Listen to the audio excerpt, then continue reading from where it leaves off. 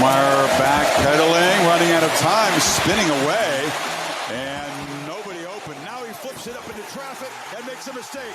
Tried to force the play, and it's intercepted. BJ Mays rumbling down inside the 10. This is 365 Sports. Bowling Green with no timeouts. Singleton. Touchdown, Penn State. 365 Sports is presented by IdealMRI.com. High-quality MRIs for $497 or less. IdealMRI.com. Your health is important, so is your budget. Klubnik, undaunted, unafraid, complete, Turner, touchdown. 365 Sports is also brought to you by Texas Farm Bureau Insurance, protecting Texans since 1952. Why not?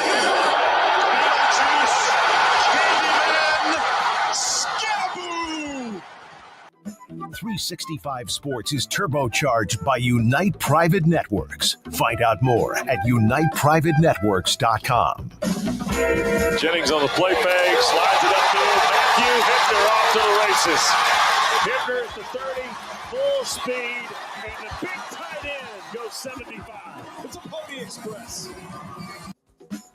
Now here's David Smoak, Paul Catalina, and Craig Smoak. And here we go as ACC and Big Ten Media Days. We kind of previewed that a little bit. Other conferences having theirs too. And today we'll hear from Big Ten Commissioner Tony Petitti with a couple of quotes from him. Also, later on, Kurt Cignetti from Indiana firing a bullet at the SEC. And Retzlaff from SMU outspoken today. Good afternoon. This is 365 Sports. David Smoak with Paul Catalina and Craig Smoak. And we appreciate your time today. If you can't, haven't, please subscribe to our channel on YouTube, 365 Sports. So, Tony Petitti, we've kind of discussed how he has been more the quiet leader or among the power conferences. Of course, the two 800-pound gorillas today. In an interview, Yahoo Sports, Petitti saying that he is unmoved by proposed college football selection criteria changes that he calls incomplete. And the Big Ten remains against a 5+11 format, the industry barreling towards another expansion college football playoff impasse. Okay. I'm fine with that. Well, go ahead. Keep fighting about it. Let's stay at 12. I think this will eventually get worked out. The 9 game, I don't think he's going to get what he wants, but it would be stupid of him given the amount of effort he has put into selling it already, just to back off of it when he doesn't have to. I mean, it would be nice if you just said, okay, 5 plus 11, we could be at 16 and we could move on from this and figure it all out. But I'm not surprised he's sticking to it at this point in the game.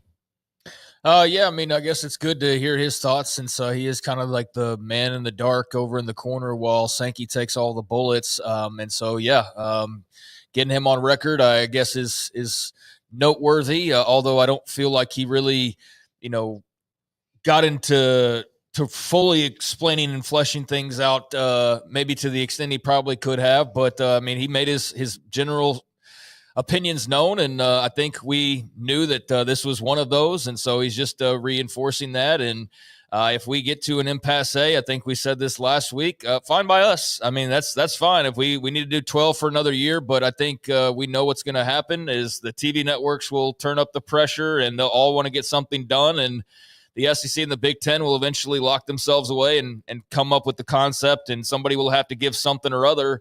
I mean, I think that the overall conversation is tiresome because it's not really going anywhere as they kind of just talk it out in public. But it's good to get, Petitti more on record and have him up there taking some of these questions that everybody else has been taking and answering for a while now. All right.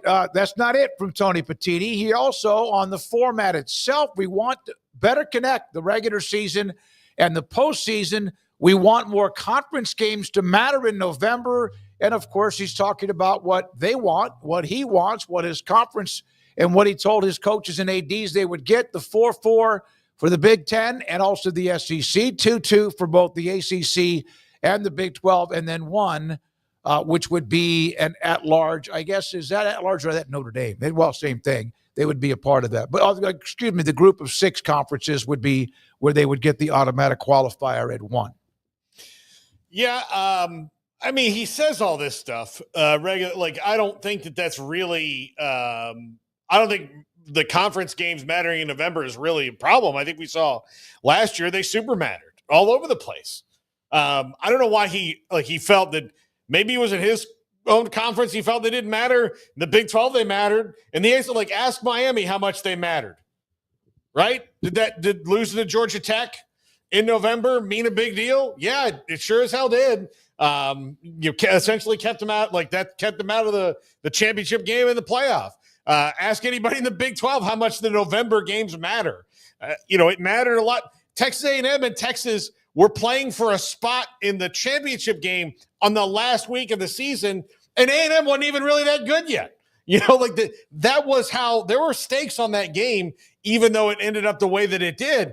So, I mean, it seems like it does matter in November. I don't know why it doesn't. It seems like that's his talking point to say, we want these 5 versus 6, or 5 versus 8, 6 versus 7 play-in games that nobody wants. That's not going to happen. Yeah. That is not going to happen. And I know more money would probably allow that to be the case, but I just can't imagine they would do that. I don't know. I felt like there was a lot of intrigue towards the end of last season to what Paul's saying. I felt like there were games there towards the end that did have meaning to them. I think if you want to sit there and say, well, this benefits the regular season, well, it means that teams can take more losses in the regular season. So I don't know how that makes it better. Oh, well, they have a better shot at the end. So why don't we just do it where you have less losses throughout and then you're competing at the end?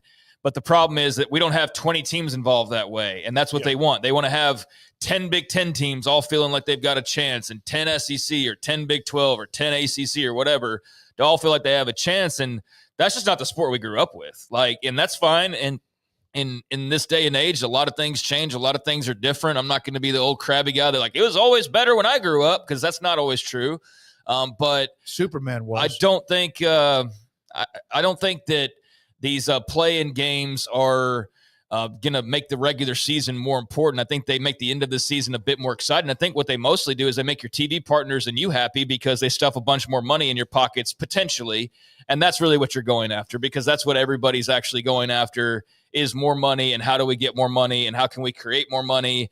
And so we're hearing, oh, well, it's for the regular season importance, and it's for this and that. It's so we're going to have, for example, today, Big 10 teams talking about 8-4 teams getting into the playoffs, and that's supposed to make things more exciting because that 8-4 team would be playing a play-in game against another 7-4 team or something. And so that's going to make everything feel like it did when we were growing up in the regular season. No, I don't buy that. I don't buy that for a second. I think it's just a money grab and a way to stuff as many teams as you possibly can into that field for yourself. And I don't blame Tony Petitti because he's doing what he needs to do for the Big Ten, just like Greg Sankey's doing what he needs to do for the SEC. Everybody has this feeling that they want them to also do what's best for college football, but that's their secondary job. Their first job is to worry about themselves. And guess who this would greatly benefit? His league in particular, even more so than the SEC, I think, has to even worry about, because I feel like they're just going to get, no matter what the format is, they're going to get their teams regardless. Yeah. I feel like the Big Ten has to have it kind of finagled in certain years, some ways, to ensure they get their they've fair won the share. last 2 national titles. No, okay, that's fine. The SEC won like 18 of the 20 before that. So, before that shouldn't count, but neither should the last 2 years. I know I'm not arguing with you. I'm just saying that. I think that they'll be fine. I mean, yeah, my whole point is not that they haven't won or that they don't have a say. They clearly do, and they clearly have. My point is that they're doing what's best for themselves. I don't think this is what's best for college football necessarily, but I've been open-minded. I've heard people's pitches for playing games and all that. I just think when we're also talking simultaneously about an 8-4 Big Ten team and why they should be in the playoff, then all that sounds like nonsense to me. Not unless they lose a couple of games early to pretty good, decent teams in the non-conference, and then maybe stub their toe and then lose in a championship game. Should they even the thought of an 8-4? That's the only way an 8-4, not stub their toe, but then make a run and win the Big Ten championship. That's the only way an 8-4 gets in. So here's what I'd ask him about his scheduling of interleague cooperation. Is he talking about every league that he wants to play? Oh, no, I think he kind of made that clear. Like he's not talking about Big Ten teams playing Big 12 teams, is he? He's not talking about them playing more ACC teams. As a matter of fact, one of his teams in the playoff very famously canceled a series with an ACC and then took a shot at the SEC today about it. Yep. Curt Cignetti did that.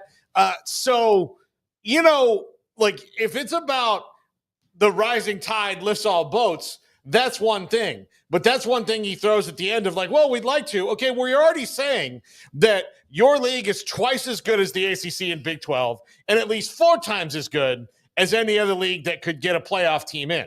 So you're not trying to help them like ever get more than 2 teams in, are you? No. So you're not going to schedule those games? Is Ohio State going to schedule a home and home with Utah? Is Minnesota? Is USC? Is Oregon? Is UCLA? Maybe, maybe not. Are they going to be encouraged to do that? Or if they say like, hey, we've got Utah ready to go, Minnesota and Utah ready to go, but also we'd have to do a 2-1 with Florida if we did that. And they're like, do the 2-for-1 at Florida. And that they'd want that. The instead. 2-for-1, they play twice at Florida and once in Minnesota. Yeah. And like that to me, that's not like, that's only a half truth. Well, here's another quote he had. If you're 6-3 in the Big Ten, I would argue that's a good record. If you stumble in the non-con, I don't know why that would disqualify you from playoff contention. So, like, again, like an 8-4 team has got 3 Big Ten losses. Like, I can understand if you lost to Oregon, Ohio State, and whoever the third best team is, Michigan, State, in some years. Okay, that would be one thing. But then you're also mentioning, and if you also stumbled in the non-con, I don't know why that would be a. So basically, it's like, we should just have teams in no matter what. Like, let's just. His point is, okay, so you lost to a playoff team, a playoff team, a playoff team, and a playoff team. So you should be in the playoff. Well, that's he didn't even say that you had to lose all playoff teams. But that's the thing, though. 6-3 in the Big Ten. If on your point, you could lose to 4 playoff teams. If you lose to 4 playoff teams, I'm sorry. You know what that means? You don't need to get to lose to a 5th playoff team. Or you've shown you don't deserve to be there. Unless they beat 4 playoff teams, too, which means they're scheduled. Nobody's going to play 8 playoff teams in a year. These guys are doing what's best for their conference. We have said that many, many times before. Jim Phillips, the ACC commissioner, meanwhile, talking about 2 different things today. I have a few things more than that, but one about the transparency with NIL. We haven't had that at all in the NIL era. Sometimes we can't help ourselves, no kidding, because it's been like that in college sports, college football for years and years and years. You can play in the gray area if you want, but all that does is undermine the new structure. People are already doing that. I've always tried to be part of solutions and collaboration. We all have a responsibility to our conference, and I certainly do for the ACC, but I also know we have a responsibility to the enterprise whether it's what's happening now with college football in the playoff or what we do with the new governance structure we formulate with the commission. Say it. These guys are having their media days. We've seen Yormark up. We've seen Sankey up today. Both Petitti and also Phillips were up. Okay, so let me translate what he said. Guys, please don't cheat. Like, please don't go outside and do the things that we know that a lot of you are doing anyway. That, all the coaches are saying. We know that some people are like, we need everybody to cooperate right now. Let's cooperate right now. And he's just got to take that on faith, because the other thing that happens is, okay, you do your full allotment, you put all the deals through NIL Go, and you go 7-5, and the heat's on you. Well, if there's no clear way to prove it, if the new enforcement arm doesn't work or is as clunky as the old enforcement arm is, or clunky in a different way, then a coach who's going 7-5 is going to say, "The hell with this! I'll just do this because it's pretty hard to prove what's going on." Yeah, this seems like some just general thing. I think we all hope that everybody plays by the rules. Yeah, we all hope for that. I've been on record multiple times, and anybody who's followed the sport long enough knows nobody's going to play by the rules, or very few will. Or even if the majority were to, there will be a segment that will not. And so, I think we all hope for the same thing and for everybody to cooperate. But meanwhile, you've got one of the commissioners who's already got everything asking for even more, and why they should just have it because they won 2 titles in a row. Now we should have this. And so I just don't think that everybody has the same interest. And I think that's why this is the messiest sport in America right now.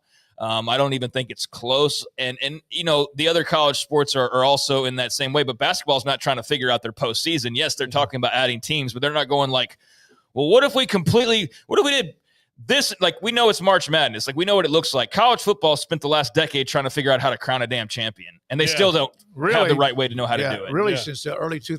Yeah, 20 years. They've been trying to figure out, like, we've done computers. We've done 4. We've done 12. Now let's do 16. Hell, let's do 32 if some coaches had their way, because everybody's got their own individual wishes. So, yeah, coach wants a 32-team playoff, because guess who's going to get a playoff bonus? And guess who's suddenly got a much better shot of making the playoffs? So, everybody's serving their own self-interest.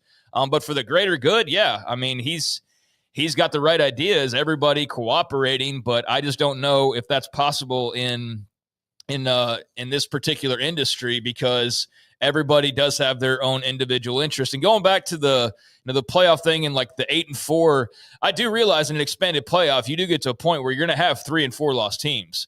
But even if you look at last year, you can go all the way to 16 before you find teams with 3 losses. And guess what their third loss was?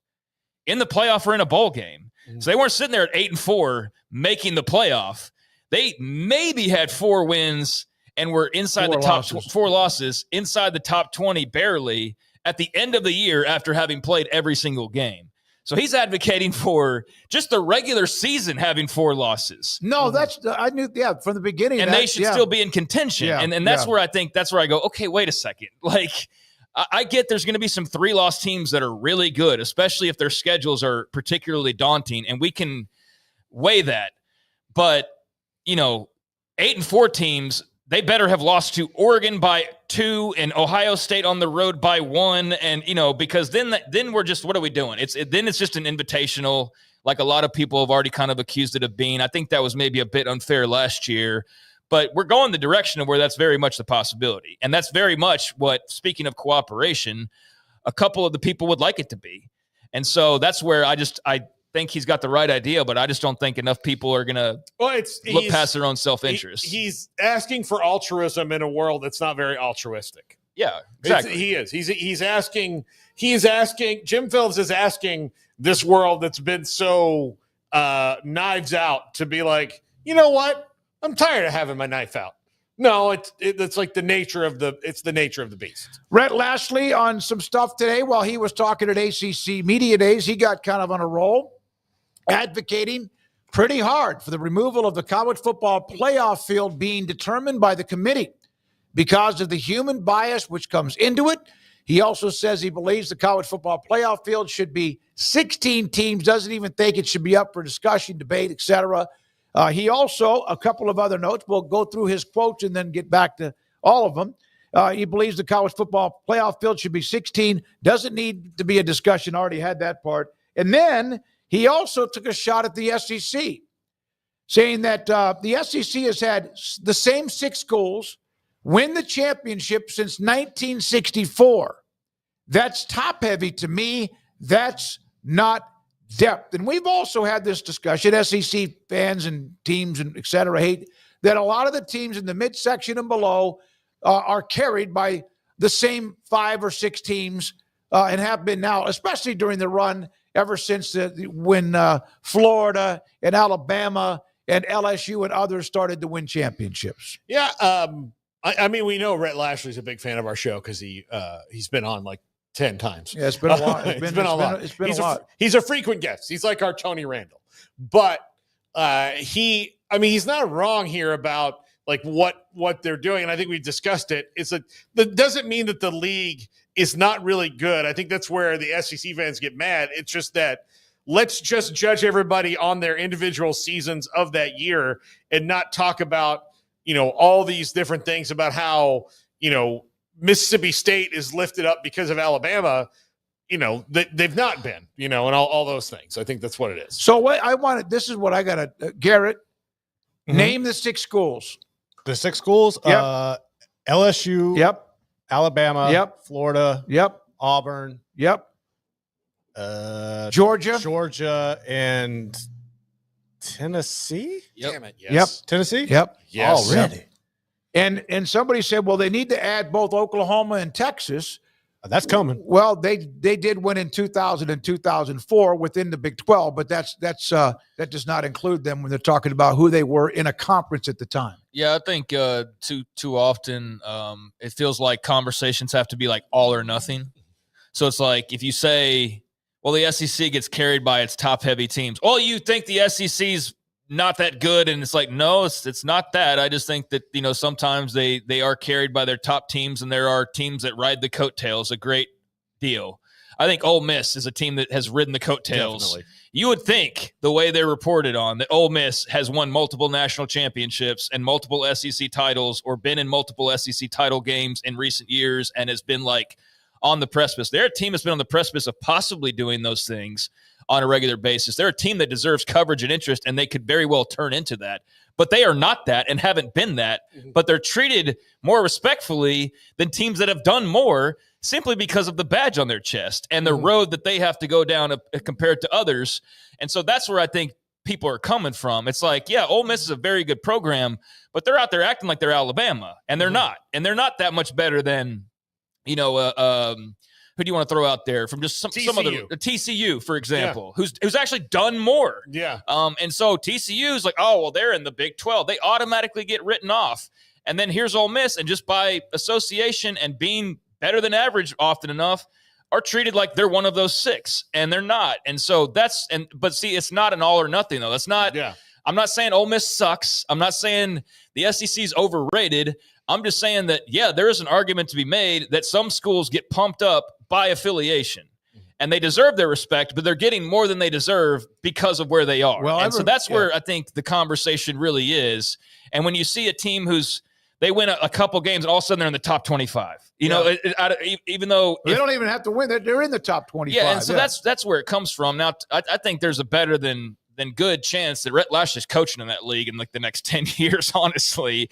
But maybe not. Maybe he's at SMU just building out a dynasty or something. I don't know. I appreciate, though, he's a guy who's well-versed in that league, has experience there. He knows it. And I appreciate that, he's sticking up, I guess, in so many ways for his school and schools like his and his conference and conferences like his. And I think he makes a valid point that, yeah, you get a bit more propped up based on the patch than other teams that are similar would. But it doesn't mean you're not good. It doesn't mean you're not worth it to talk about or anything. It's just that I think there's definitely some inflation that goes on. And he's simply pointing out, I think, what's obvious to a lot of people that aren't necessarily inside of that bubble where it is all love or all hate, and there's nothing in between, and that all gets lost. Well, there have been some SEC Big 12 matchups that have been blowouts. Georgia TCU is one. Yeah. We've also seen that Baylor with Dave Aranda and company and the the Sugar Bowl, wasn't it, against Ole Miss? Is a damn good Ole Miss team. So there have been some matchups where the team, let's see here, Arbuck. The Office fan. Ole Miss would finish in the top 3 in the Big 12, in my opinion. Maybe they would. They're really good. Craig's not saying they aren't very, very good. But why? How do you don't know? It's an opinion. You have a right to that, but we really don't know that, and we'll never know that because they're never going to be in the same conference. And I'm not knocking Ole Miss. I'm just saying that, like, and they might very well do exactly what you said, but you're saying top 3. That doesn't mean win the league, right? So, like, there's some competition. But I'm not trying to be Mr. Big 12 or Mr. ACC or nothing. I'm not trying to be Mr. Conference anybody. I'm just saying that they are treated sometimes or viewed or talked about like they are an Alabama, a Georgia, a Florida, these 6 teams that have won all of the titles since the SEC had a championship game 30 years back. What? And that's where I think people have the issue is like, no, they deserve love when they've earned it, but that doesn't mean that they need to be put on a pedestal automatically from the jump higher than anybody else simply because of where they are. And that's all I'm saying. Do you want to have and it's not just Ole Miss. It's anybody. We can take any team and just insert them. They're just a team that's been right on the edge lately, so they've been talked about more. But just insert team, and I think that applies. Ole Miss has a very deep football history too, and like that's the other thing is some of this history gets involved in myth. But when you talk about recently what they've done, they've been a very good team, but they've not been in the conference title game. Do you know what happened a week after or the week before they won their last SEC title game? No. A major historical event. We landed on the moon. No, John F. Kennedy got was shot. Killed in 1963. Yeah. So 1963 was the last time that they won the SEC title. So, all we're saying is brag about your accomplishments appropriately. Part of the thing about I think that Texas Tech has been so surprising to the college football world that they're all of a sudden on the scene and spending all this money is if you look at Texas Tech's history and conference titles between the SWC and the Big 12, you would think that this is a team that had a great history at some point, felt like SMU had some titles that had this great history at some point and fell by the wayside. Like Nebraska maybe, right? They had this great history. They fell by the wayside. Now the rules are different, so they're pumping money into it. Texas Tech has been above average in both conferences, but not great outside of a couple years for their entire history. And now the door has opened for them, so they're trying to bulldoze their way through it. Since 1996, as much as we like Tech, wish them the best with Joey McGuire and company, they have not been in the Big 12 championship game since it was it formed in 1996. So 08 was as close as they got. Just like like sometimes when Tech people get mad that we're leaving them out, we're not leaving them out on purpose. It's just that they've got to get to that title game before we start putting them in with the teams who have been regularly in it. You got to win a championship to mention with champions. Yeah. It's kind of simple. To be a part of that club, you got to have actually joined the club. Mm-hmm. And so you can point that to a lot of different people. So I'm not trying to pick on Ole Miss, not trying to pick on Tech, just I guess using them as examples of just kind of riding a wave and getting the benefit of the doubt. And so I think in these playoff scenarios, you're seeing a couple leagues where the benefit of the doubt's going to outweigh, or the perception outweighs the actual results, which I don't think anybody's wanting to see that. But that's what we're kind of afraid of is perception says that because you're in that league and because you're kind of hot, that your 3 wins are better than that team's 1 loss, or your 3 losses are better than that team's 1 loss. And I don't think that's always true, but that's kind of how it feels nowadays of your losses don't matter as much or count as much. And so I think that's where it all goes back to this strength of schedule argument and how they're trying to rig that up. And that's just another whole part of this this conversation as well that's become tiresome because we can't just land anywhere, but also can be an interesting one to be had because a lot of people have a lot of different ideas. Some of them good, some of them maybe not so good. Everybody just ultimately wanting what's the best, but unfortunately the people in charge are wanting what they want and not necessarily what's best for the greater good. So I think you see an Ole Miss or an Indiana gets the nod over a team that's maybe a bit more deserving, and that's what I'm worried about, because now you have a guy talking about, well, an 8-4 team in our league deserves to be in the playoff. Is there a snowball's chance in hell that anybody in any other league, not those two, would have an 8-4 team that would ever even be considered? Would they even be the top 25? Yeah, close. No, of course not. Close Clemson was to being 8-4 last year. Pretty damn close. Yeah, and nobody would have walked in front of the committee and been like, "Listen, Clemson." I mean, because they played tough non-con games. Like, hey, tough non-con this year. They did this and they did that. Nobody's going to go do that for them. If Arizona State's not a good Clemson's example, also won a couple of national titles they have recently. won national titles, 3 overall. Yeah, they have a couple national titles recently. So they forced themselves into a different bracket based on that. Because otherwise they were like Ole Miss for the longest of time, and then they popped the bubble. But even still, nobody would advocate for Clemson at 8-4 to get in. As where if I'm not even going to pick one of the blue bloods at 8-4 in the Big Ten. Let's just say it's Iowa at 8-4. And their 4 losses are to all the best teams in the league. Tony Petitti is going to give them and go, listen, Iowa, they lost to 4 of the best teams in the country. And you're like, yeah, well, it means probably they're not one of the better teams in the country. Yeah. They lost to the best teams. Like, well, but we should put them in. You're like, well, but this 11-1 ACC team or this 12-2 or 12-1, Big 12 team, they're like, yeah, but – well, 12-1's getting in, but if they're in the American or something, then they're having a tough uphill fight. But like I say that. All right, so how about this 9-3 Big 12 team that lost to, it's SEC non-con? Well, we saw that with BYU last year. Exactly. Yeah. So saw that with BYU. Yeah. Here, Diesel, when I brought up Baylor and Ole Miss, this is what happens.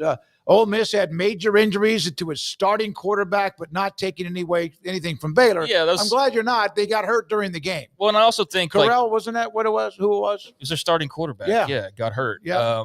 I also think too, that's not really to you throwing that out there. I understand where you're coming from. I also think to just cherry pick results from bowl games is a completely inexact science. That it's one thing I think to compare playoff games and go, all right, this to that.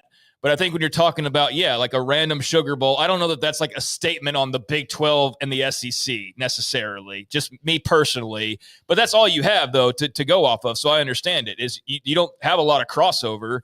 So you have the games that you have. And there's things like, Ole Miss and, maybe not being at full strength or whatever. But it doesn't matter. It doesn't matter. That's kind of that's cherry picked every year.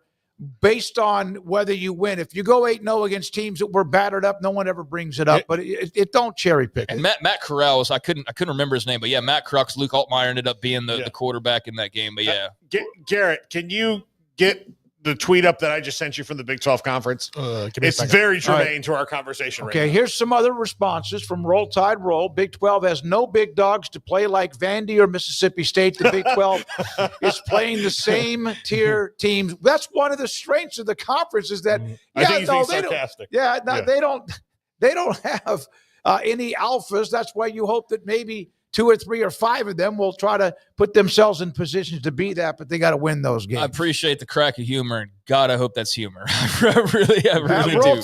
Roll Tide. Let me know. Tongue in cheek. Let me know.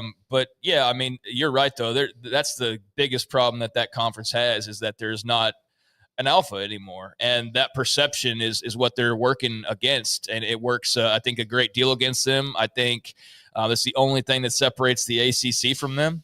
Is the fact that the ACC can say, hey, we got Florida State, and hey, we got Miami, and who would be like another one? Clemson. Clemson, yeah, obviously. Mm-hmm. I was thinking, they can point to those, and the Big 12's got a line of very respectables, but they don't have a national championship level team or teams like that, and the ACC does have that, which is why Big 12 teams or Big 12 supporters are so interested in the downfall of the ACC because – they could be number 3, the ability to play against them, or they could grab some other. But that's also why when we were having this conversation yesterday about them turning down this money, which when you break down the money is still a couple $1 million per team, and that's not nothing. Like I'll take that and ride out of town, and you'll never see me again. But you are talking about a watering down factor at a certain point if you're starting to bring in more American schools, and I think that's where they're coming from is. oh, well, now you got Memphis and Cincinnati and UCF. It's like, so it's basically half of it's the old American. That's not helping your perception. No. Yeah. So the money's not worth it to like, what's the cost of the perception versus the quick get? And that's what I think that they talked out. Here's the quote, Paul, that you were discussing. If you're 6-3 in the Big Ten, I would argue that's a good record. If you stumble in the non-conference, I don't know why that would disqualify you from playoff contention. And the Big 12 and their official Twitter account just put out this. No, great. A 6-3 team stumbling in non-conference, which would have been Iowa losing to Iowa State last year. Yeah, that's a nice little shot. I mean, it's playful. Good. I know one thing. The Big 12 would have been like hiding under a rock if they got a guy or girl, whoever it is that's running this thing, that's got a little bit of fire in their belly, which is kind of fun. By the way, appreciate your responses, your opinions on this. It's why we love college football. And nothing's perfect. It hasn't been perfect really forever when it comes to deciding the national championship. It seems to be getting that way, but you want it to be on an even field for everybody when the season kicks off. Well, here's the thing, too. Like in an expanded playoff, you are going to have more teams with possibly 3 losses, and you may even have a year where there is a team with 4 losses. But the fact that one commissioner is already trying to bake that in and just normalize it, which is how I'll phrase it. He's trying to normalize that idea. Arizona State lost 2 games last year in the conference. So they're 7-2. Iowa State 7-2. BYU 7-2. Colorado 7-2. And there was tiebreakers and all this. Eventually, it's Iowa State and Iowa State and Arizona State playing for it or whatever. But there's those teams. Colorado got no sniff, and partially is the way that they ended, But I think overall, we're talking about a team losing 4 games. You're baking in 3 conference losses and a possible non-conference game that you're already excusing. And yet there's a league where it's got supposedly, some ammo to it as well. And they got teams with a couple losses, and it's like they don't even get a crack. Like BYU is not even a part of the conversation last year, which is I think the one that people keep going back to. And so it is a league that does not have elite powers. It also last year suffered from not having an elite team that kind of broke away from the rest. And I do think that hurt it to an extent. But I think, beyond that, even when they do the second or the third or the fourth candidate that only has maybe a couple losses, they're already being buttered up to be viewed at as differently or lesser than a team in the Big Ten that's got a couple more losses. And that's when I go back to, like, how much do losses count in each league and things like that? And that's where the worry comes from, I think, fans in other leagues is, so you can have 4 and we have 2 and we don't even get a sniff, but you get 4 and you're trying to fight and argue that you should get in. Like, that just seems preposterous, and that seems against the spirit of the game. But again, everybody's not necessarily in it for the spirit of the game. They're in it for the spirit of X conference or X team or whatever. And that's why this is as messy as it is. Yeah, it is. And conference pride was always there, but it seemed like it ramped up. It truly, to me, started ramping up when A&M and Missouri left. Because remember that last year when they were in the conference, A&M had a really good run. Mansell the next year was the big deal. But you started to hear that SEC. And it seemed like since that time, there was always pride. All the conferences, but it seemed like it got very territorial about that. I was too young. I do not remember early Big 12. Well, the Big 12 never had pride until basically like 4 years ago. I think I don't remember the early days. I don't remember everybody being kumbaya back then, though. Oh, no, they did not. I mean, because of Nebraska and Texas's issues and so on and so forth. The fact that they didn't make Nebraska-Oklahoma a protected rivalry, which still you look back at that and you go, what a just boneheaded decision that was. And I'm sure there was reasons as to why. But, hey, we're going to feature Texas-Oklahoma, but we're not going to feature Nebraska-Oklahoma. Like, there was just so many things that the conference got started off on the wrong foot with that it was destined to be the island of misfit toys, as some refer to it as sometimes, and which it truly has become in an endearing way, I think, for people that don't have some hatred for it for one reason or another. But yeah, the conference pride thing, to me, I don't recall it ever being. I don't remember Nebraska winning titles and going Big 8, Big 8, Big 8. I don't remember that. Yeah. The only time I remember it is the early 2000s, and like once the SEC hit that slide of where LSU took down the juggernaut in Oklahoma that had like the greatest team possibly ever, and they beat them. And then after that, like there was no looking back. Everybody starts winning titles. That's when you really felt like the SEC pride overflow. And then you add in a network and you add in all that comes with that. And it's been like 20 years, and I don't mean this in a negative way, but it's been like 25 years of propaganda almost, because they've continued to have that success and that exposure. Not propaganda then. Well, fair enough. Yeah, I'm trying to say, like, we've been right. I think in some cases it has been from an ESPN. No, sometimes. I'm not saying there hasn't been. Yeah, there hasn't been. Well, that's what I'm talking about. Yeah. Like, I think ESPN's definitely dished out some propaganda at times. So I think that's just, we've been conditioned with that for so long now that the SEC's pride that just kind of burst out and became more of a national thing as everything became more nationalized has seeped into everybody else, because now it's a game of survivor for a lot of people and a game of, am I going to be in the club or am I not? And so you are a lot more territorial than you used to be. We got to take a break. Good stuff. Great stuff. Appreciate you, all the feedback. We don't always agree. That would be boring. It would be absolutely boring. We're going to hear from a writer that covers Tulane on Jake Retzlaff now as a part of their quarterback room. Shahan Jeraja today at 4, and John Martin from 92.9 FM in Memphis on the story from yesterday. He has emotions about it, and he will join us today at 4:25. Off the radar, Matt Baker on a great story about the valuation of college football programs if they did it the way the NFL or pro franchises are valued. And then John McClain, Paul's top 5. The polls have been up. One of them already is. And be a part of that. We'll have the results at the end of the show. Thank you all for your time today. This is 365 Sports. Right now at Bird Collision Ford, we're bringing you an offer that's as big as America. Employee pricing for everyone. You pay what they pay. That means you drive home a new Ford F-150, Bronco Sport, Expedition, Super Duty. From America, for America. Employee pricing for everyone at BK Ford. Looking to sell your vehicle? Get top dollar for yours today. Don't miss out. Employee pricing is available for a limited time. Visit us anytime at bkford.com. Experience better at BK Ford. I'll never get used to this. I'll never get used to this. This is how I wanna live. Forever we'll be singing like, oh, I'll never get used to this. I'll never get used to this. I'll never get used to this. This is how I wanna live. Forever we'll be singing like, oh, I'll never get used to this.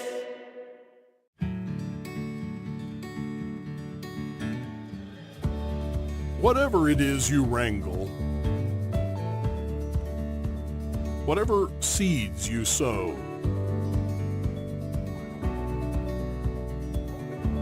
no matter what you nurture or what you choose to grow, at Texas Farm Bureau Insurance, we're proud to protect all Texans.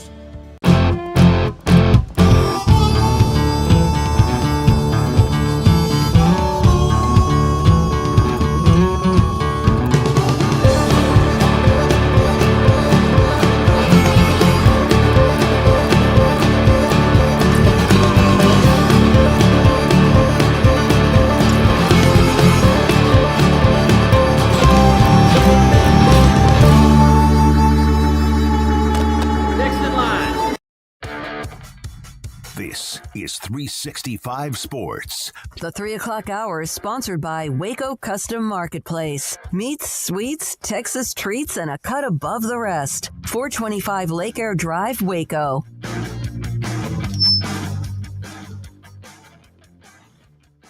.365 Sports. We're waiting on a guest here in just a moment, and we'll see if we can get to that in just a second if we possibly can. Garrett, you sent him a link, right? Is that right? And a text. Okay. All right. And we'll see if we can get him on in just a second. He covers Tulane University. Hey, I thought this story was pretty cool. How about Kentucky? Probably one of maybe a handful of teams in college sports, those who are part of the FBS, who would do this. Kentucky is believed, according to this report, dedicating 45% of its $20.5 million revenue sharing to men's basketball. So $9.225 million over 3 times what most SEC schools are going to do. And that's not a surprise to me that Kentucky would do that. That's not, Mark Stoops doesn't maybe like to see that, but that's where we are. Well, if you asked most Kentucky fans, would you like to see us light the football stadium on fire if it meant we'd win one more basketball title? They'd be like, can I bring my can of gas in a match? Like that's basketball is king there. And I think they'd be foolish not to dedicate more of their funds to it, given the fact that more of their fans care about that than do football. Well, I don't know how accurate this report even is. Because the same person who tweeted it out, the company they work for, the owner of said company, Matt Jones, came out and said after the fact, I'm told the report today about basketball getting significantly more NIL at Kentucky than at other schools is not true to the degree stated. I'm told the football folks feel the rev share level for UK football is very competitive with the rest of the SEC. So I don't even think that this is accurate. And if it is, then they're trying to cover for the fact that maybe there was a reaction to it from, I don't know, Mark Stoops or whoever, Kentucky football supporters that are like, wait a second, what? But that's the editor. I know what you said about Matt Jones, and I know who he is, the editor-in-chief of Kentucky Sports Radio. Matt Jones is the owner. I know that. I'm not saying that. I know who Matt Jones. I know who he is. We've had him on once before. This is the editor-in-chief and putting out that report. That ought to be an interesting conversation. Yeah, I mean, because he corrected that report. So, yeah, and I think if anybody would know, it would be him. So not sure where wires got crossed, or maybe there's an element of truth to it, like I just was saying, and they just don't like the way that was looked at publicly or something, and so it's a way to, no, that's not quite true, and no, it's equal, just so there's not some backlash. I don't know. I won't pretend to know, but if it were to be true, which now it's up for debate, but if it were, then no, it wouldn't be surprising necessarily. Although I think spending that much, like when you're reading that off, I'm going, well, what is their plan in football then? Because it's not to be competitive in that league, especially. Like, I know we just got done talking about leagues and this and that, but like compared to what your others are spending, you're already very competitive in basketball. You're like basically drowning yourself in football going this route. So that didn't make sense to me from the jump. But yeah, I mean, just going off the headline, if somebody were to do it, it would make sense that Kentucky would probably be one of those. Matt Norlander's the one that had the report. She's reporting that it was him, and that is interesting. Now, we'll have to keep an eye on that. We were going to have a guest on to discuss Tulane, and we'll hopefully be able to get that between now and the 4 o'clock hour because we're crunched today. But here is Tulane's offseason quarterback carousel. It's been quite the story, huh? Darian Mensah went to Duke. How much did he get? $8 million. TJ Finley transferred from Western Kentucky to Tulane, his fifth school, only to re-enter the portal after being arrested. And Jake Retzlaff now is a part of that room. He, of course, transfers in, well, not portal, but he now has committed to play as a walk-on who's going to get paid a nice chunk as the quarterback at Tulane. Yeah, I'm curious after, we talked to Ralph Russo yesterday and how quickly he can learn the offense and become the starter there. I think he's going to be the starter eventually. Otherwise, they're paying $1 million for a guy who's going to sit the bench. But he is a very good leader of the offense. Now, is he spectacular? Is he Bryce Young? No, he's not. But he is someone who makes key throws. He's really good in the fourth quarter. He's really good when the game's on the line. He brought BYU back from the brink of death against Oklahoma State and Utah last year, especially that Utah game. They got the call. And then after that, like what Utah seems to forget is they get that call, like BYU gets that call. Well, it was in the end zone. They still had to go all the way down the field to score. He did all that after that and moved right along. So he's going to be a nice addition for Tulane, who needs more on offense. They got a very tough non-conference schedule. Northwestern, Duke, Ole Miss on that non-con schedule. They've got to play UTSA and Memphis within the conference. So that's going to be very tough for Tulane. But they should be one of the favorites this year under John Summerall if they can navigate through that non-conference pretty well. To be maybe a team that could make the playoff at the end of the year. Yeah, possibly. But as you said, they run the risk of maybe taking a couple losses early, and I don't think you recover from that. And as to what we were talking about a bit earlier, I mean, you think that perception is bad for other autonomy leagues. It's far worse for. Yeah, they have to beat like a Northwestern, and they have to show up well against Ole Miss and Duke. or if they have more than more than 2 losses, they have to essentially be 10-2. Yeah, like conference champions. Yeah, I mean they got to maybe lose 2 games. Yeah. I think you almost have to beat one of Duke or Ole Miss to be in there potentially. But we'll see how the rest of the similar teams play out. But I mean, we talked about this a great deal yesterday. Good for Retzlaff, and you're saying he's making $1 million. Is that what the report was? When I got that tip, remember I shared it with you guys over the weekend from somebody that was dead on that he was going to take Tulane. Who was it, the other school that got involved in that? I think it might have been Notre Dame. I'm not sure. I don't want to misreport that, but he sent me the direct message that the word on the street, and this is from somebody that does a great job at what he does.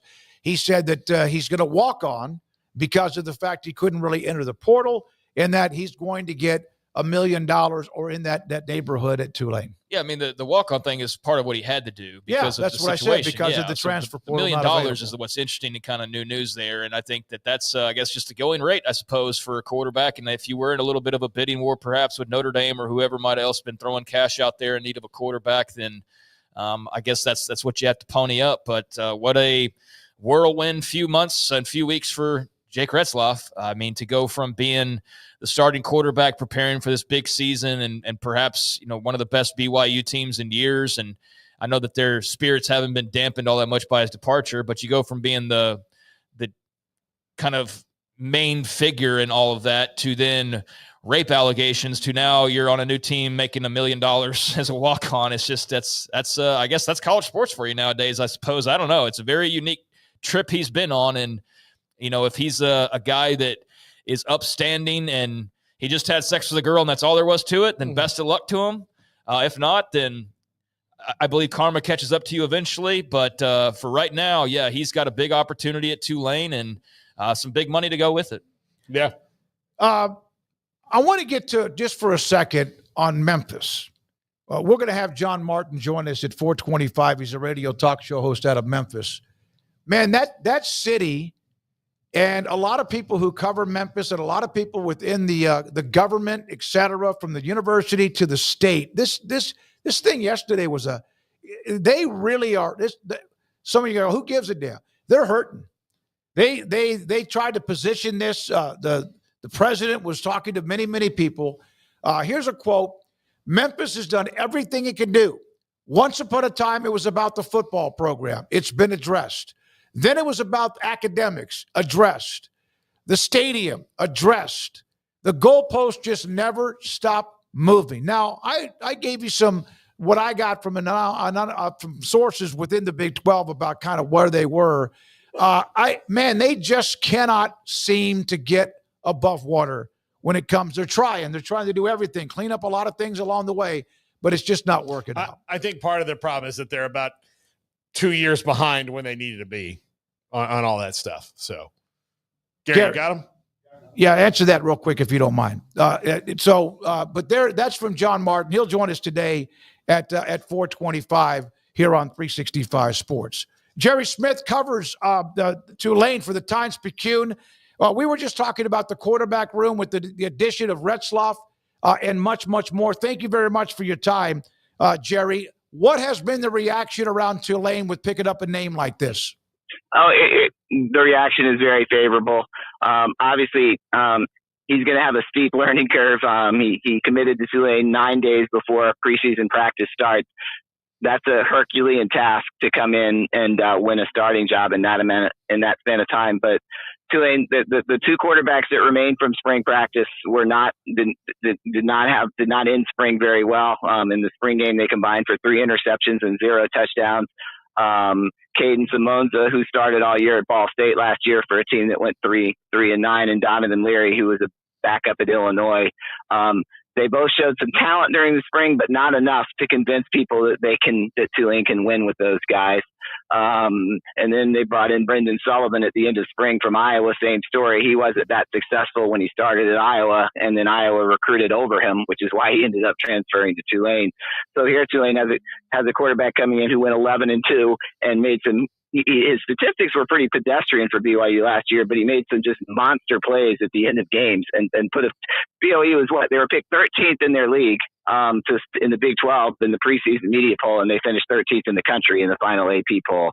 So, yeah, I mean, he isn't guaranteed to win the job, but it certainly would appear that his upside is higher than the other quarterbacks on the roster. If he's the quarterback by, say, the time they get to Ole Miss, is that acceptable for John Sumrall to give him enough time? I mean, some runway? Yeah, I mean, I think they're really going to put if he's ready before then, I think they'll play him right away. Tulane has a really tough schedule, obviously, this year. I mean, they start with Northwestern, which is not supposed to be particularly good this year, but they're a Power 4 school. They play at South Alabama. That's no gimme.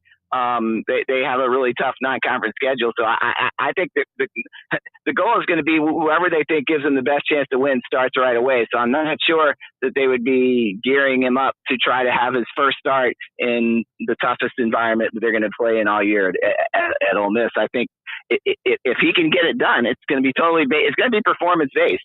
But if he can get it done, I think that he'd be starting in the opener.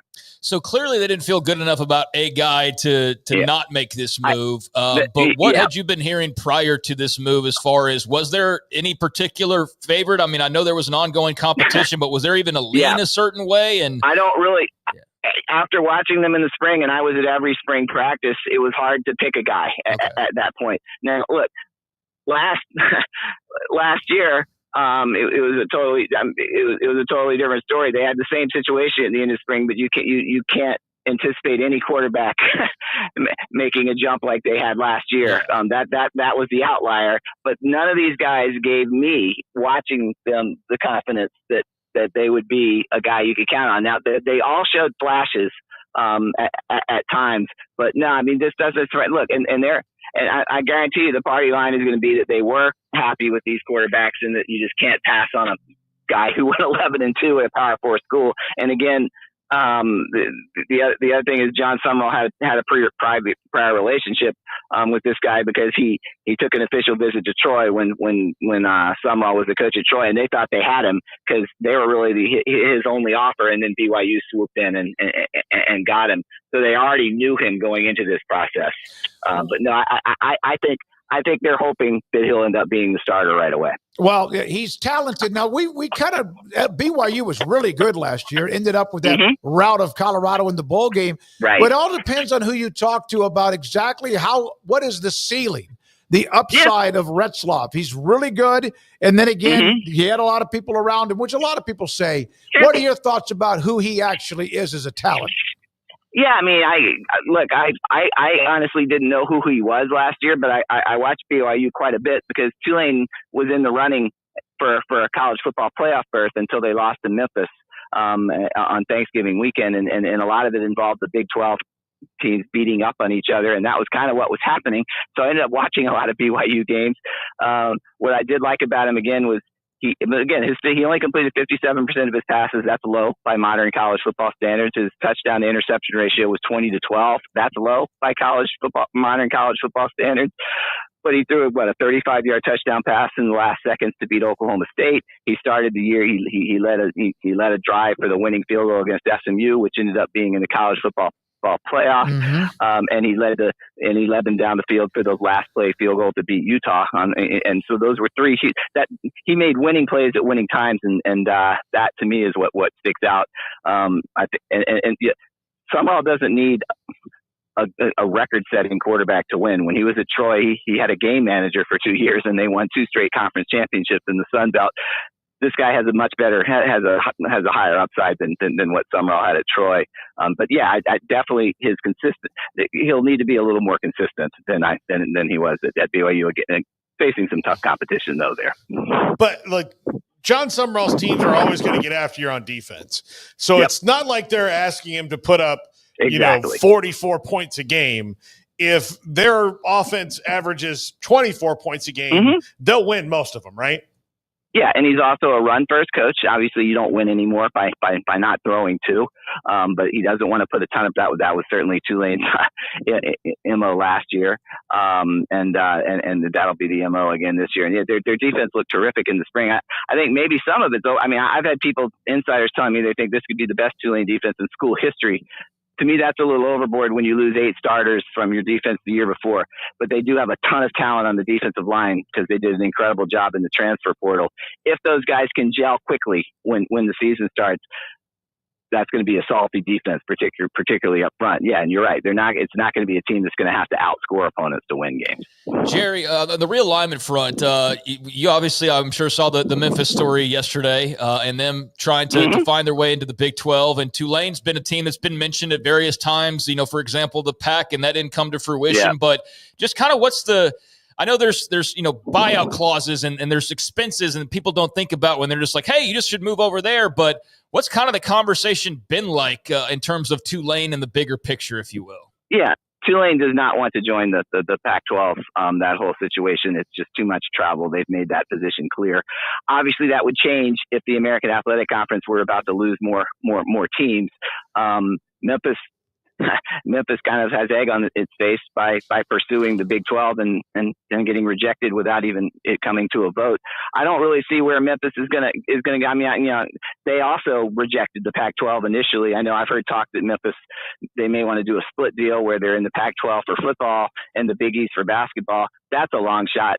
So I think Tulane right now is okay with where they are in the American Athletic Conference and just trying to with Sumrall and with with the administrative support right now, just trying to do as well as they possibly can so that when there is a chance to move up to a Power 4 conference down the road, they'll be in the best possible position. But I don't see Tulane joining the Pac-12 unless it was about faced by other American Athletic Conference teams and the top tier started leaving for that conference. Jerry, great stuff. But yes or no? What this news is given like a little adrenaline rush to Tulane football just in time for the start of showing up for fall workouts? Yes. Be that simple because this is a team. Athlons Magazine picked Tulane to win the league anyway, but it was definitely going to be a question mark with what the quarterback situation looked like. And again, there's no guarantee he's going to win the job, but his upside and his success is a different level than the other 3 quarterbacks on the roster. Thank you, buddy. Appreciate you jumping on with us. Guerry Smith, the Times-Picayune, covering Tulane, the Jake Retzlaff story that he'll be a part of that John Sumrall roster for the 25 football season. Coming up next, Shahan Jeraja, and then John Martin out of Memphis. A lot more to get to. This is 365 Sports. The Baylor Alumni Fan Engagement, led by Doug Furch and also Paul Thorpe. They have the game at SMU, which is in Dallas, the second game of the year. They will be not taking over, but they will have their big, huge pregame inside the George Bush Museum. And, oh, by the way, all the road games, whether they're playing anywhere, that's what they have somebody, they have a presence, and you can get in touch with them going on their Facebook page at the Baylor Alumni Fan Engagement. And at home games, they're across the pedestrian bridge, which is on the southwest side of McClain Stadium. When Baylor travels, they travel too. So if you want information or you yourself want to put together a watch party that might be in Salt Lake City or Orlando, and you want Baylor alums to know about it, that's who you contact. They'll spread the word at the Baylor Alumni Fan Engagement Department. Let Camille Johnson Realtors guide you seamlessly through the process of buying your dream home or selling your current one. Commercial, farm and ranch, or residential, Camille Johnson Realtors can smoothly and successfully lead you through any transaction. With a team of 28 experienced agents who are excited about serving you, Camille Johnson Realtors services the entire greater Waco area. If you're in the market to buy or sell, contact Camille Johnson Realtors, 104 Midway Center in Woodway, or find them online at www.camillejohnson.com. Camille Johnson Realtors, elegant, charming, warm. Welcome home. Pizza, burgers, and Bears football. There's no place around Waco that serves them all other than Bubba's 33. Come show your green and gold and enjoy some of Waco's best food and beverages while watching your favorite team, the Bears. When real Bears fans get hungry, Bubba's 33 is the #1 spot for ice-cold drinks, hand-stretched, stone-baked pizzas, and bacon-infused burgers. Join us for indoor or patio dining. Bubba's 33, Waco's restaurant and proud supporter of Baylor Bears football. Sick 'em, Bears. Don's Humidor, your home with a 48-foot walk-in humidor with the elite cigar brands from around the world, including the #1 cigar of the year, Aging Room Cuatro Nicaragua. Plus, they have the great brands like Macanudo and Artur Fuente, Rocky Patel, Aston, and so much more. CBD, great for sore muscles, aches and pains, sleep, Vita Dreams, and anxiety, mild depression, general health and wellness. Their staff very knowledgeable on the subject. Don's Humidor in the Townwood Shopping Center off Valley Mills in Waco. Ready to take your business to the next level? Carrion Solutions has got you covered. We deliver world-class IT consulting, including Quest On Demand and Migration Manager, M365 and Exchange migrations, Active Directory assessments, security hardening, and Windows Server upgrades. Our experts specialize in consulting, monitoring, support, and managed IT services. We promise vision, professionalism, and unbeatable value. Satisfaction guaranteed. If you're not happy, we make it right. Remember the name Carrion Solutions. For more info, email sales@carrionsolutions.com or visit carrionsolutions.com. That's CARRION solutions.com. Carrion Solutions, IT success guaranteed. At Ideal MRI, we feel blessed to be part of the Waco community. We're a small family business here in Central Texas. At times like this, the cost of healthcare has never been more important. And unfortunately, significant illnesses and injuries still occur. And that's why Ideal MRI is open and here to serve you through this difficult time. So if you need an MRI, ask your doctor about Ideal MRI. You can schedule online in minutes at idealmri.com or call 833-IDEAL-MRI.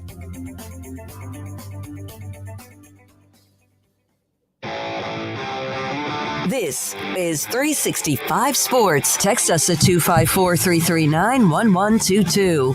The text line is sponsored by Riverbend's Liquor and Wine, with the most extensive variety of craft beer in Waco. A hidden gem on Lakeshore Drive and 19th Street.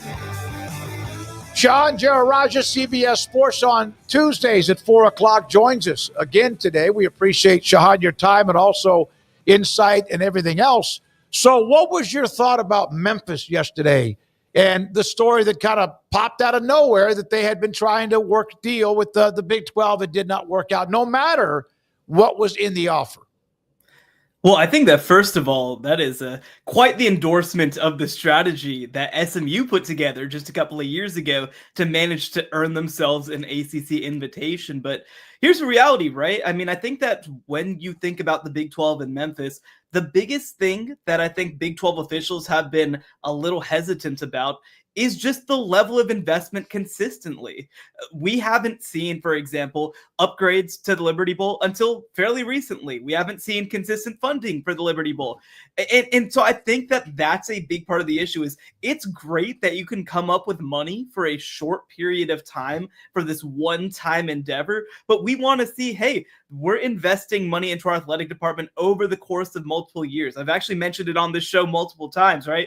Houston, Cincinnati, UCF, BYU, they had been funding themselves like power conference teams for multiple years in the years before realignment happened because they wanted to be ready for their opportunity.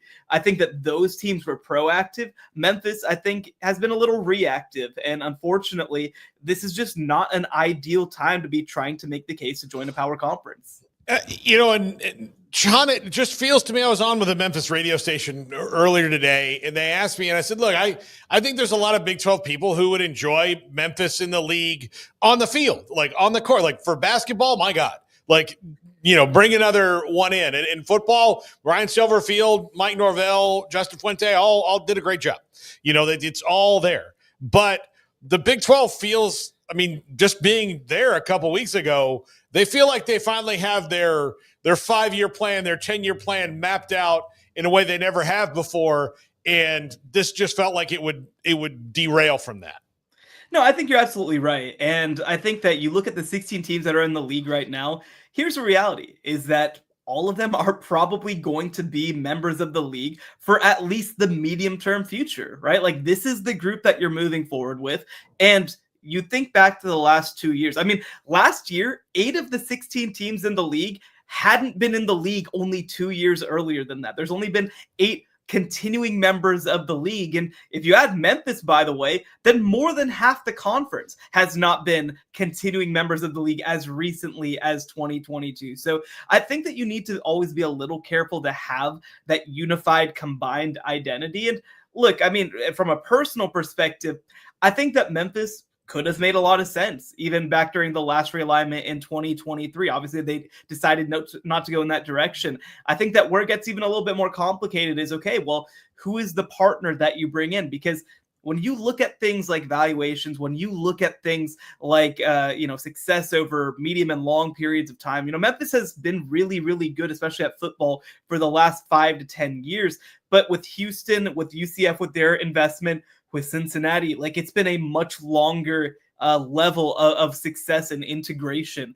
And so, they ultimately felt like those were the teams to go with. And I think it's just going to be hard. And I think that Memphis recognizes that, hey, maybe we missed our chance. Maybe we missed our window. And ultimately, like they've been pretty clear about it. Memphis feels like the one place that they want to be is the Big 12. And right now, at least, the Big 12 isn't picking up their calls. I definitely give them credit for the effort. No doubt about it. I mean, I think they deserve respect for just simply trying to put it together and make something happen for themselves. I think we're all just shocked, Shahan, by seeing somebody turn down money in college athletics nowadays, right? Whether it's $2 million or $200, like, wow, somebody turned down money. That's crazy. We don't see that very often.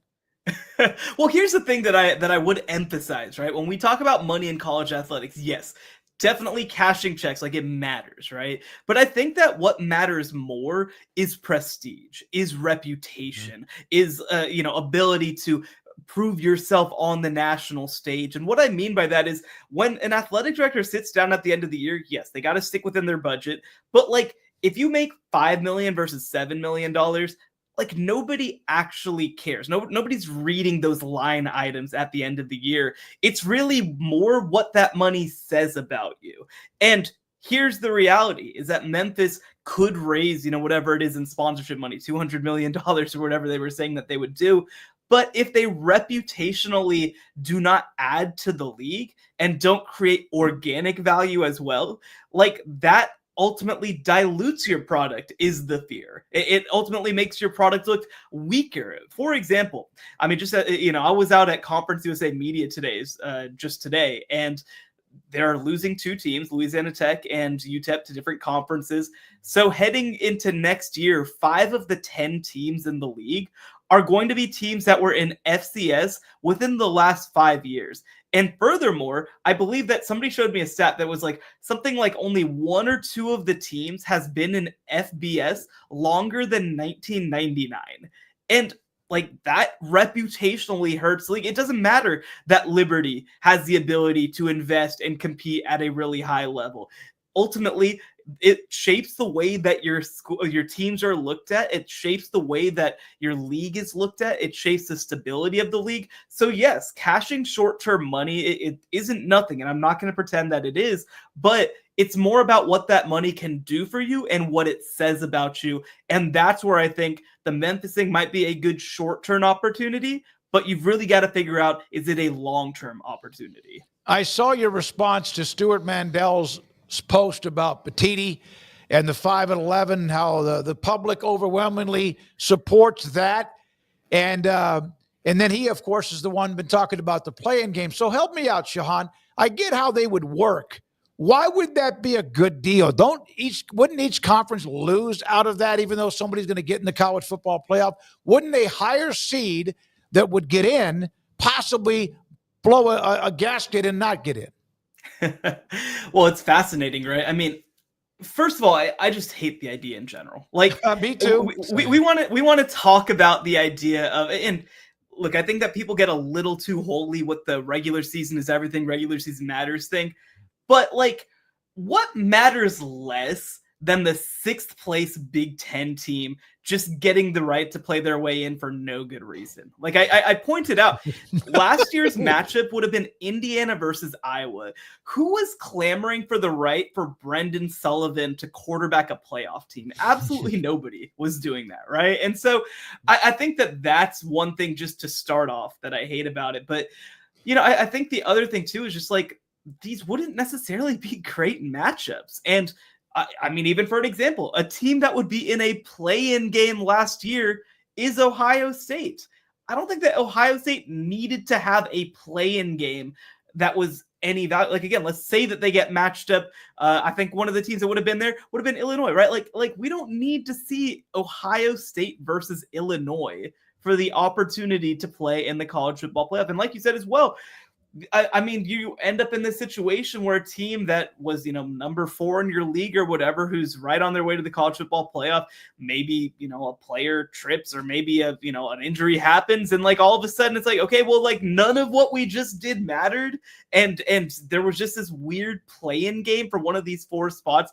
I just don't get it. And that doesn't even get on top of that. Like, especially in a league like the SEC, like they're going to be, let's say 4 or 5 games where one of the teams wins and gets that 4th spot, but like the 5th team is in anyway. And you've basically just wasted everybody's time. And also, by the way, for the leagues, had a 13th game as well. So I just don't get any of the appeal of that. And especially, by the way, I want to emphasize all of these games would hypothetically be taking place on conference championship Saturday. I get it, right? Like the Big Ten and SEC are big, and I'm probably not your traditional college football fan, right? Like I watch everything, but like there's no world to me as a viewer where you're telling me we got Indiana versus Iowa on one screen over here, and we've got Clemson versus SMU for the ACC title over here, that I'm going to pick the one on the left. Like it's just not going to happen. And so, again, look, I think that it is well within the rights of the Big Ten and of Commissioner Tony Petitti to propose any sort of model that he wants. But the more that he explains it, the worse it sounds. Yeah, and, Eli Drinkwitz last week at SEC Media Days had his, 30-team model where everybody plays a play-in game. If we're going to do play-in games, which I don't think we should do, but I think that's the better model where at least I would see – because, again, the stakes on Indiana and Iowa compared to, what would be the SEC title game of the ACC or like Iowa State and Arizona State, if everybody's playing them and there's a chance that Ohio State gets knocked out of the playoff when they're number 1 by the number 8 seed team in their league, then that's like the NCAA tournament. I have a little bit of interest in that if everybody's going to do it. But if it's going to be one league that does it and the rest of them don't, then you're not going to get the marquee matchups you want. And then again, do we even want it anyway? Like, is it just asking for more when most of those games probably won't be that good? Well, and I think on top of all of this, and maybe this is like the college football purist in me, I think that conference championships should matter. I think that's a game that you should feature. I think that that's a matchup and a victory that should matter to people. You shouldn't just get to play on championship Saturday because you happen to be 5th place in a league. Like that seems a little silly to me. We don't need 8-4 teams that are 5-3 in their own conference, fighting for the opportunity to maybe finish, 4th in your standings when we could watch teams play for championships. Like you said, I mean, I certainly am not going to go all the way to Eli Drinkwitz's model, but like those are the games that should matter. And I even mean on the Group of 5 side, right? Like we saw a fantastic Boise State versus UNLV matchup in the middle of last season. We got to see the rematch in the Mountain West title game with a college football playoff spot on the line. I actually thought that last year was one of the best conference championship weeks that we've maybe ever had. And a big part of it was because one of Arizona State and Iowa State was going to the playoff. Clemson and SMU, one of them had the opportunity to punch their tickets. And then we, of course, mentioned the Mountain West matchup as well. And there are other games, other matchups, other conferences year over year that are going to have an opportunity to have similar type matchups. So you just had all this juice for college football on championship Saturday. Why would you dilute it with some conferences doing different models for the opportunity to be the 13th seed in the college football playoff? Yeah, it sounds like people trying to fix the regular season or whatever are just juicing up the playoffs that much more and making it that much more of the focus, more so than the regular season. So yeah, it's just, I'm with you on your thoughts on all of that. Where are your thoughts, or what are your thoughts, I should say, on Jake Retzlaff to Tulane, finding his landing spot there with the Green Wave? Yeah, I really like the fit. It's fascinating, right? I mean, Well, obviously, everybody should try to read some of the context of the sexual assault investigation and all that sort of stuff. That hangs over all of this. But just getting into the football of it, Jake Retzlaff was in a really tough situation because not only did he not get to go through spring with a new team, he didn't get to go through summer with a new team, even workouts, building relationships, getting a playbook, any of that stuff. And so I thought very early on, it was very unlikely that he was going to get a good power conference opportunity. I think that Tulane is kind of a perfect marriage of two sides that really needed each other in a lot of ways. And what I mean by that is on the Tulane side, I mean, they lose Tyronn Mathieu to Duke, of course, who signed a big contract over there. They lost their presumptive starter, I guess you could say, TJ Finley, after he was arrested over the offseason. They tried to backfill with Brendan Sullivan coming over from Iowa, but he hasn't practiced with the team as yet either, and he struggled. So, if you're Jake Retzlaff, you have clear skills and abilities that fit into this room, fit into this system, fit into this program. And also, by the way, you are the most talented player in that room, that mixed with experience by a pretty good margin. And when I look at this Tulane team as well, I mean, last year, again, Tyronn Mathieu and Mekhi Hughes were the stars of this offense. Both are now playing at power conference schools. So similar to BYU last year, you're going to need a quarterback and a player who's able to contribute both with his arm and with his legs. You need a player who's able to go downfield. You need a player who's able to take hits and deliver big throws. And so I think that it ends up being a really good fit. Now, again, he has to prove himself in the fall. He's not going to be guaranteed the starting job. But I think that if he plays well, Tulane made an addition that has a chance to shape a college football playoff case and an AAC case. When you look at the group of five right now, with Ashton Ginty off to the NFL, there is no clear front runner to reach the college football playoff from the group of five. There are only 3 teams, according to FanDuel, that have 10-1 or better odds, and Tulane is one of them, along with Memphis and Boise State. So I think it's a really good fit, and it's a fit that really may matter down the road. Yeah, Tulane and Memphis will – the winner of that game, this is probably, even could be in the playoff. That's going to be a big one.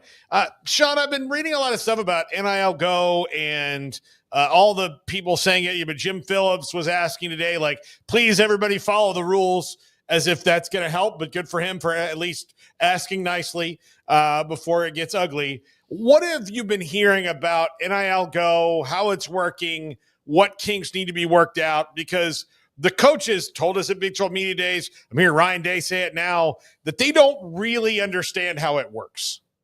Yeah, so there's 2 pieces to this, right? And the first piece of it is, talking about the cap in general and rev share, right?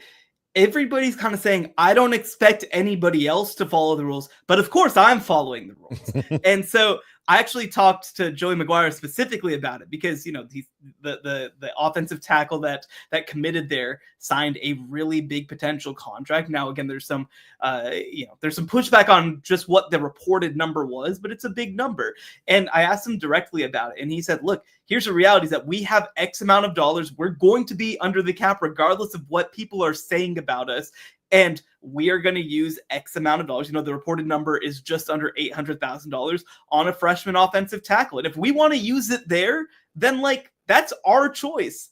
And if you have a problem with it, that's okay. You don't have to worry about it because it's our choice and our roster building method. The other piece too that you asked about was the NIL Go part of things.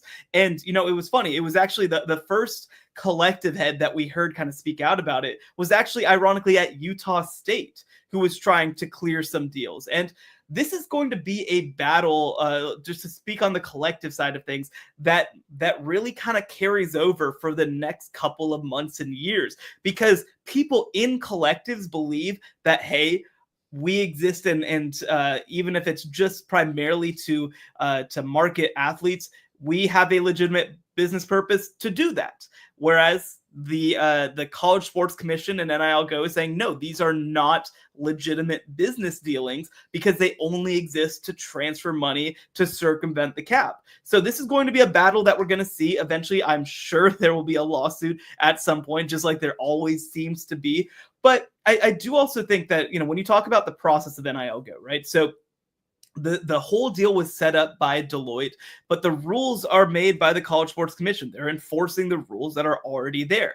And what they are basically being asked to do is, okay, you submit potential NIL deals, and they're reviewed, and they give you an answer relatively quickly in terms of whether this will be allowed or whether this won't be allowed based on legitimate business purpose. And the thing that we heard heading into it was, based on their review, 90% of contracts with private businesses would have been approved during the 24-25 season, and 70% of collective deals would have been denied for not having a legitimate business purpose. So I know I touched on a lot there, but the reality is, like, there are all these different factors that, frankly, a lot of people are trying to conflate to try to make it seem more complicated than it is in some ways. But we have a cap. People believe, at least at this point, that it's going to be enforced. The vast majority of programs that you talk to, regardless of the chatter that you hear, are planning to at least try to work within this cap to start. But at the same time, everybody's kind of wary because there's this understanding. I mean, it was ironic, actually, that it was him of all people and his school of all people. But Rhett Lashley, the coach at SMU, said over the weekend, we know that people are going to try to get around the cap because they have for decades. Obviously, SMU being a very good example of that. But again, I mean, whether it's Joey McGuire, who again is being talked about as one of the big spenders, whether it is Rhett Lashley who's being talked about as one of the big spenders, whether it's Steve Sarkisian who's being talked about as one of the big spenders, whether it's Josh Heupel, Ryan Day, all these people are saying we're staying under the cap, but we'll kind of have to wait and see whenever we get to, probably more like 6 months to a year from now, whether that is truly revealed to be the case. Good stuff, Shahan. Thank you very much, buddy. Great to have you on every Tuesday, or most every Tuesday, depending on his schedule too, but from CBS Sports Tuesdays at 4 o'clock.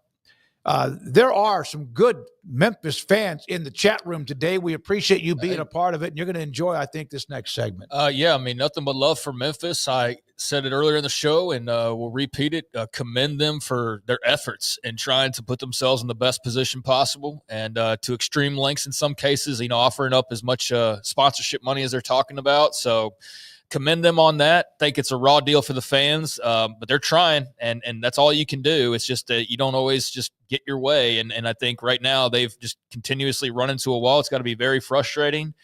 I'm curious to hear this guy up in Memphis, very popular radio guy, Chris Vernon, and I was actually looking yesterday to see if he had any comments on this, but I think I went to his channel. They had a couple of comments from their shows on this, so I know it's a talking point in Memphis and a sore subject probably, but we totally respect and appreciate the effort the Tigers have put forth in trying to better themselves. Well, we're going to hear from John Martin, who is in Memphis for 92.9 FM ESPN, very passionate about what Memphis has done, not just what they're doing, but what they've done to check off various concerns.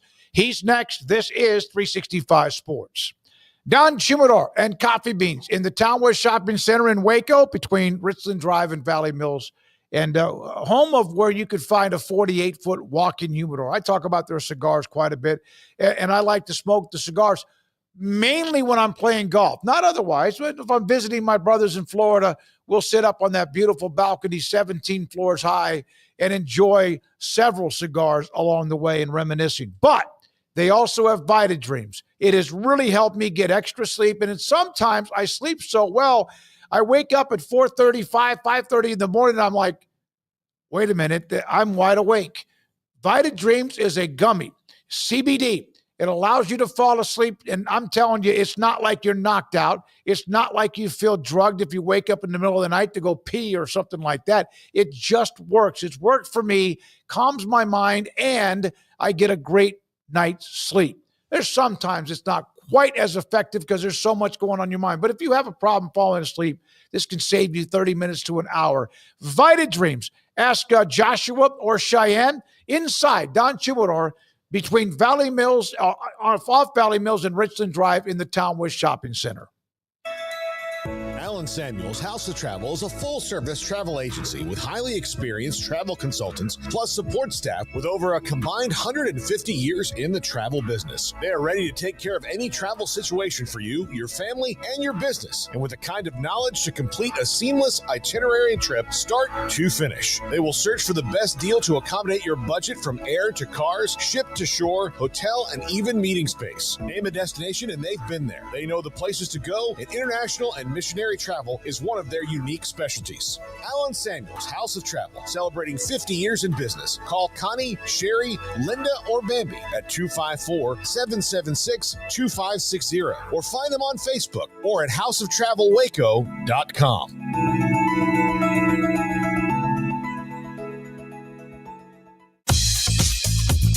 Baylor Scott & White Southwest Sports Medicine and Orthopedics, the team physicians for Baylor Athletics, diagnosing and treating all sports-related injuries, including concussions. These specialists also provide orthopedic services for athletes and non-athletes alike, whether it's knee or shoulder pain, a wrist injury, orthopedic spine care, and even an arthritis and total joint clinic. Trust the doctors Baylor Athletics trust. Baylor Scott & White Southwest Sports Medicine and Orthopedics wants to get you back in the game.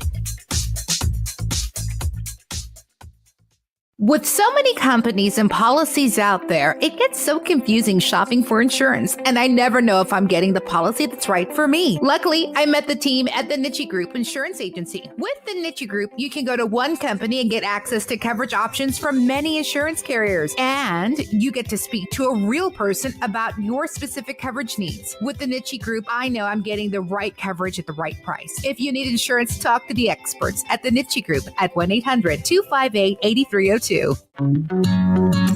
Established in 2007 and independently owned, Alliance Bank Central Texas is committed to helping families and businesses meet their financial goals. From their tellers to their board of directors, they know the importance of superior service and competitive products. Customers have confidence knowing that their financial needs are in good hands. It's your bank, Alliance Bank Central Texas, with 2 Waco locations, 4721 Bosque Boulevard and 191 Archway Drive on Highway 84, and at alliancebanktexas.com. Member FDIC and equal housing lender.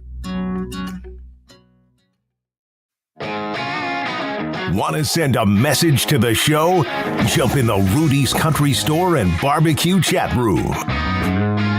I know someone who's incredibly passionate. He's a talk show host at ESPN at 92.9 in Memphis.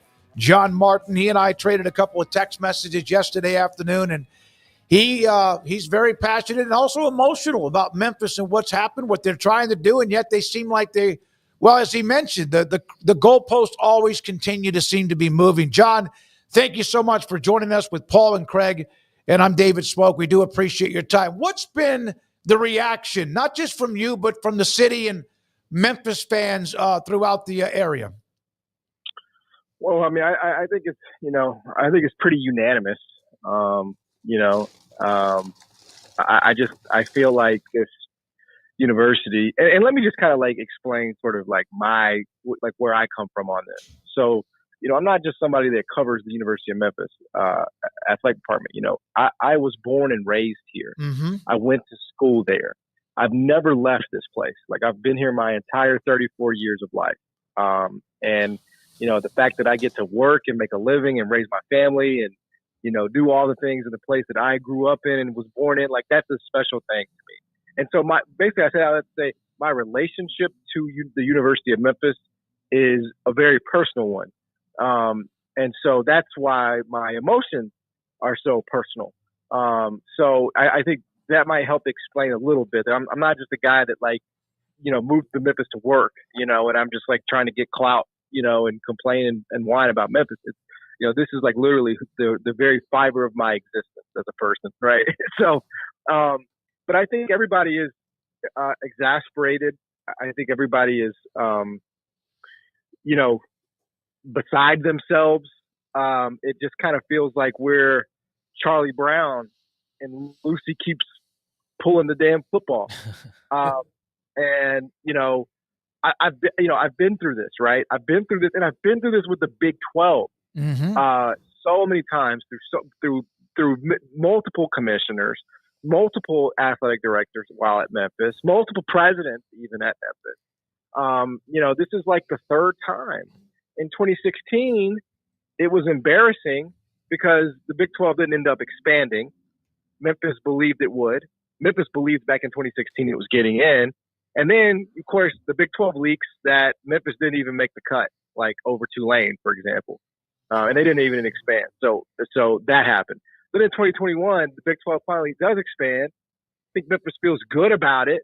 And they end up taking, 3 teams from the American that aren't Memphis. And then you circle back to today, after the Pac-12 flirtations last year, and you see this offer, this new, more than SMU did for the ACC, and for the Big 12 to say we don't even want your money. I just think it's a defeating moment. It's a defeating moment for the school. They're not going to give up, obviously. I think there are some different things that they can still do, and I think it also shows they maybe have a little bit more money than was expected or projected. But I've always identified the Big 12 as a natural place for Memphis. It to me, it fits with a lot of the schools that are there, academically, athletically. I think if you're going by basketball, Memphis would be a top 7 to 8 team every year in the Big 12, which is not terrible. Like, that's not bad. That's a tournament team. So I think they'd fit in basketball, and obviously football has been, top 20. I mean, both programs finished in the top 25 this year. Memphis basketball and Memphis football. So, they've done, I think, everything they can. It's just, they just can't get over the bridge. John, do you think some of this was just a little behind when the door was open for them? Like, if they had maybe had this a couple years ago, it might have been easier for them to be in the Big 12 as opposed to now, which surprisingly enough, the Big 12 says they didn't want that money. Yeah, I think that's definitely possible. It's possible they didn't have it, right? It's possible that they didn't have the commitment. The world was a little different back in 2021. I don't think the desperation was quite where it is now. And so, I perhaps maybe Memphis could have gotten in over a Cincinnati, a Houston. I don't know. Back then the problem was everything that we heard was the money was huge, but top 50 is pretty damn good as far as I'm concerned. But yeah, like, it's hard. It's impossible to know that. I think the Big 12 would tell you. I don't know this, but I think they would tell you that, hey, we're at 16. Like, if we're gonna add a 17th, it better be worth our damn time and headache. And obviously, I think the name of the game in college athletics is just always waiting on the chaos. And I think there is like this operating assumption that there will be chaos with the ACC, Florida State, and when that will be, who knows? Like, I was talking about this on my show today. Like, 15 years to the Big 12, to the Big 10, to whoever, it's not that long, right? Like, that's not 15 years is 15 years. To Memphis, 15 years feels like a lifetime, because how do you survive it over 15 years in the American? It feels like you can't. So it's just the urgency is just going to be different for the parties involved, and that's really the unfortunate thing. John, you and I traded those texts, and one of the things you mentioned was moving to the goalpost. So let's go down a checklist. Something that has been mentioned about Memphis was the fact that obviously the stadium need to be renovated. They're doing that. Then they get it renovated, or they get it to where it is so much nicer, and yet, okay, it's not on campus. Academics, check, they're an R1. And then maybe concerns about just the city of Memphis. What are some of the other things you've heard that might be working against them, if that's true? Yeah, I think those are the things. I think there's a perception that Memphis, and look, I'll be honest, it's probably well earned, but I think there's a perception of Memphis that it's just it's an athletic department that is always mired in some kind of scandal. Mm-hmm. Now, I think those it varies. Like the size of the scandal, the magnitude of the scandal, like this academic thing where a softball, an academic advisor was paying softball. Obviously that's not ideal, but it's not like, Penny's name didn't even come up in the investigation by the NCAA. Like, they cleared her of any wrongdoing. So I just think scandals vary, but I do think that is the reputation. So you work through that. You work through, yes, perceptions about the city and crime, although that would never impact anybody involved. It just would not. I mean, that's something that people in Memphis have to deal with. It's not something that, the volleyball players at Baylor would ever have to worry about. I think there are questions about, when you, because it's why the NBA doesn't want to expand right now, right? Like the NBA says, hey, we just got this brand new media deal. Why do we want to rush into, in Las Vegas and Seattle? I mean, those are two obvious, like, expansion cities. Of course they'll add value, but even the NBA is like, hey, the owners don't want to, they don't want to split that pie up yet. They're not quite ready to do that. So if Memphis, who again, I think would fit into the athletic brand very well, but if they're not going to bring, tangible, hey, 5 more, 10 more, $15 million more a year by their being here, is it really worth it to us? I also think another issue working against American teams that the Big 12 poached last go around suck. They stink. They've come to your league and they've done absolutely nothing with the exception of Houston basketball, which was going to do that whether they played in the Big 12, whether they played in the it doesn't matter, right? Houston basketball was going to be good regardless. But Houston football, UCF's athletics, Cincinnati's athletics, they've all been getting their teeth kicked in. And I do think that hurts Memphis, because why would we want to add another, in their mind, right? And it's fair. Why would we want to add another program that is just going to be a bottom blow, that's just going to, make our league worse, actually, because they're not going to, they're not going to be competitive. They're not going to be a top 4, top 5 team, because no other American team is. So I do. I mean, I hate it, and it disgusts me that all of this got leaked and Memphis made this offer not knowing that it was not even have a vote taken. Like, that part of it is embarrassing. But I do understand the Big 12 being hesitant about it. It makes sense.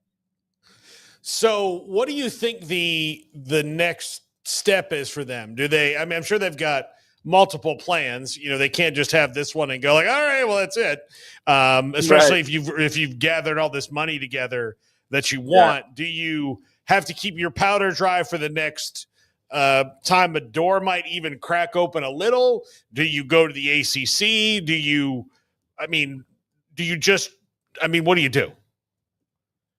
I mean, I'm a little surprised they didn't go to the ACC first, because, maybe they just had this opinion of Brett Yormark that he's a private equity guy and he would really be, and I'm sure he was. I'm sure if you pull Brett Yormark to the side today, he would say he's disappointed that the president didn't go for this, because he's a money guy. That's the language he talks, right? Mm-hmm. But Ed Scott, the AD here, came from Virginia. He's pretty well embedded in the ACC. But I think when you look at the Big 12 schools, right, and then you look at the ACC schools, Memphis just doesn't fit at all in terms of the ACC. I mean, I think Stanford and Cal would have, a conniption fit if they had to share a league with Memphis. I think Duke would have a conniption fit if they had to send John Shire to play a road game in Memphis, every year. So I think they'll try to go to the ACC, but I really don't think they'll be that successful, because I just don't think Memphis fits in terms of the brand there. I think they'd be competitive, but I think what we learned is that perception is just such a bitch to change, and it doesn't really matter what you do. It's just people get dug in on what they believe, and they just are very, very, very slow to update their priors.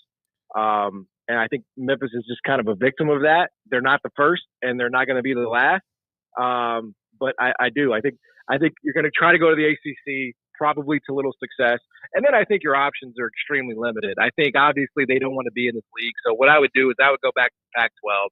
I would offer them football at the payout that they agreed to the last time, and I would give them the football program. And I would take most of it I was willing to give to the Big 12, and I would bribe the Big East and say, take my basketball program, and I would split Memphis football and Memphis basketball, because you have to save basketball. And we're so excited about the series against Baylor. Like that's going to be a great series. It's going to be a ton of fun.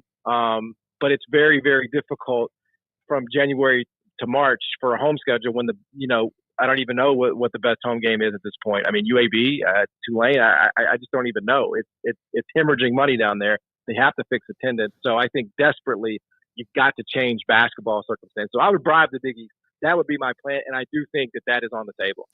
John, you could hear the patch. Some of the viewers and those that get in the chat room, which is a small portion of actually who's watching us or listening to us or whatever, they can feel the emotions. And you and I, when we traded those texts, I kept thinking, man, I got to get him on because I think people needed to hear you. That whether they agree with anything you're saying or they think it, wait a minute, I didn't know that.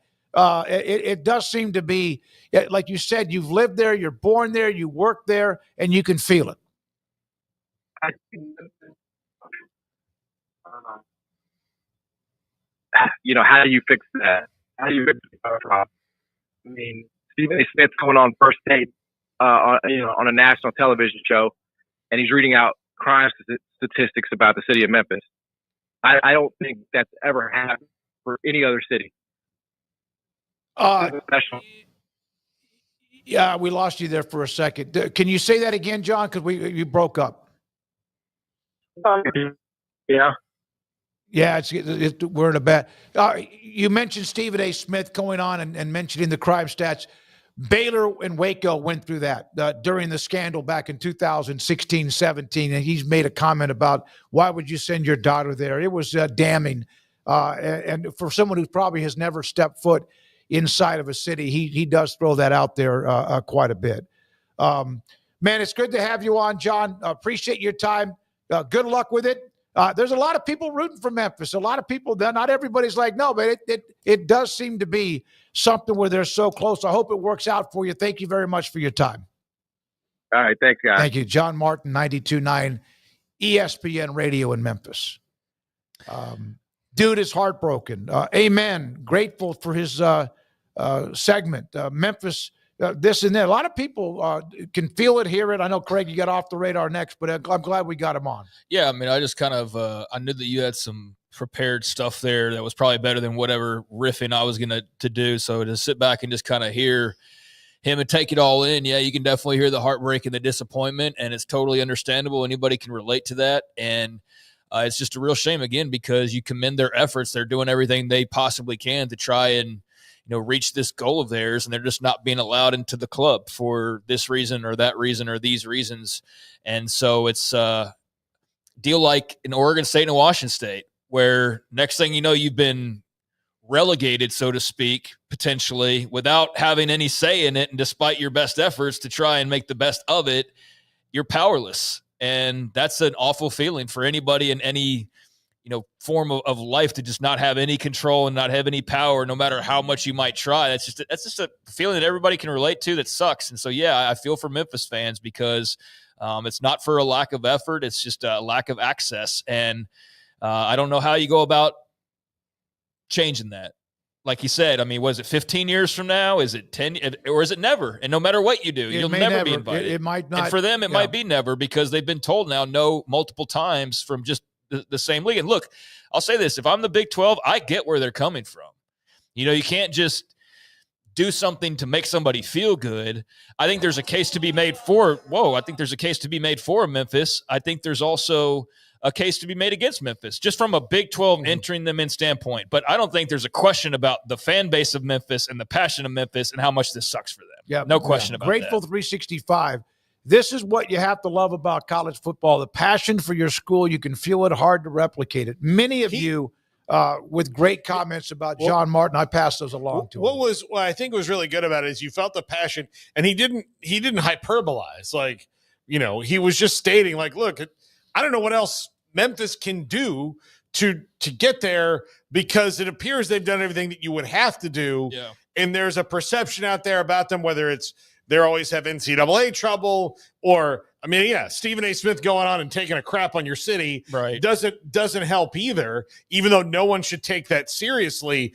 It comes from the worldwide leader, so that it stings. And well, then it becomes funny, and then people spread it even further. Yeah, so then it comes from the worldwide leader. Then you have to deal with it. Yeah. So you're like, you have to deal with it because now somebody's going to ask you, hey, what do you think about what Stephen A. Smith said about Memphis? You're like, we think Stephen A. Smith is wrong. And then Stephen A. Smith comes on and is like, oh, am I wrong? Yeah.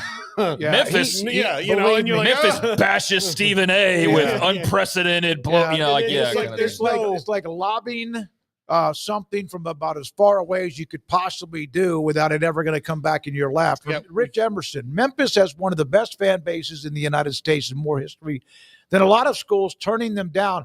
Everyone hates Memphis in the conference because they beat them. Yeah, I think yesterday didn't help when you have to put out the statement. Unfortunately, now they're really going to hate you, but you're already used to it. So what does it matter anyways? But I think, to the part about it being funny, I just think when Stephen A., for example, not putting all on him, but that video, some people find it funny, or they maybe don't like the city of Memphis for whatever reason, and they dunk, and they have no interest in Memphis and their Big 12 efforts or their this or that efforts. They're just looking at like, oh, this clip's funny because he's saying this, and then it just goes like wildfire. Next thing you know, like you said, Paul, the city or representatives of said city are having to respond to it, and then he's responding to the responses, and it turned into a whole big thing that's still kind of tagging along with him now.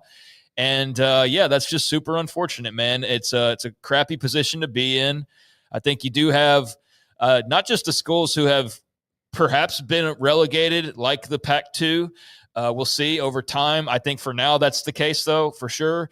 But I think you also have, especially for our audience, a lot of teams that have almost been there themselves. That they're going to say no, we don't want to join you, but it's nothing personal. It's just like, business-wise, we don't think it's the best decision, but we totally get where you're coming from, because that was what a lot of people thought I'm trying to think of a West Virginia, and I'm afraid to say a team because I know they've got the number 10 TV rate, but teams in the Big 12 after OU and Texas, this is what people were predicting for them.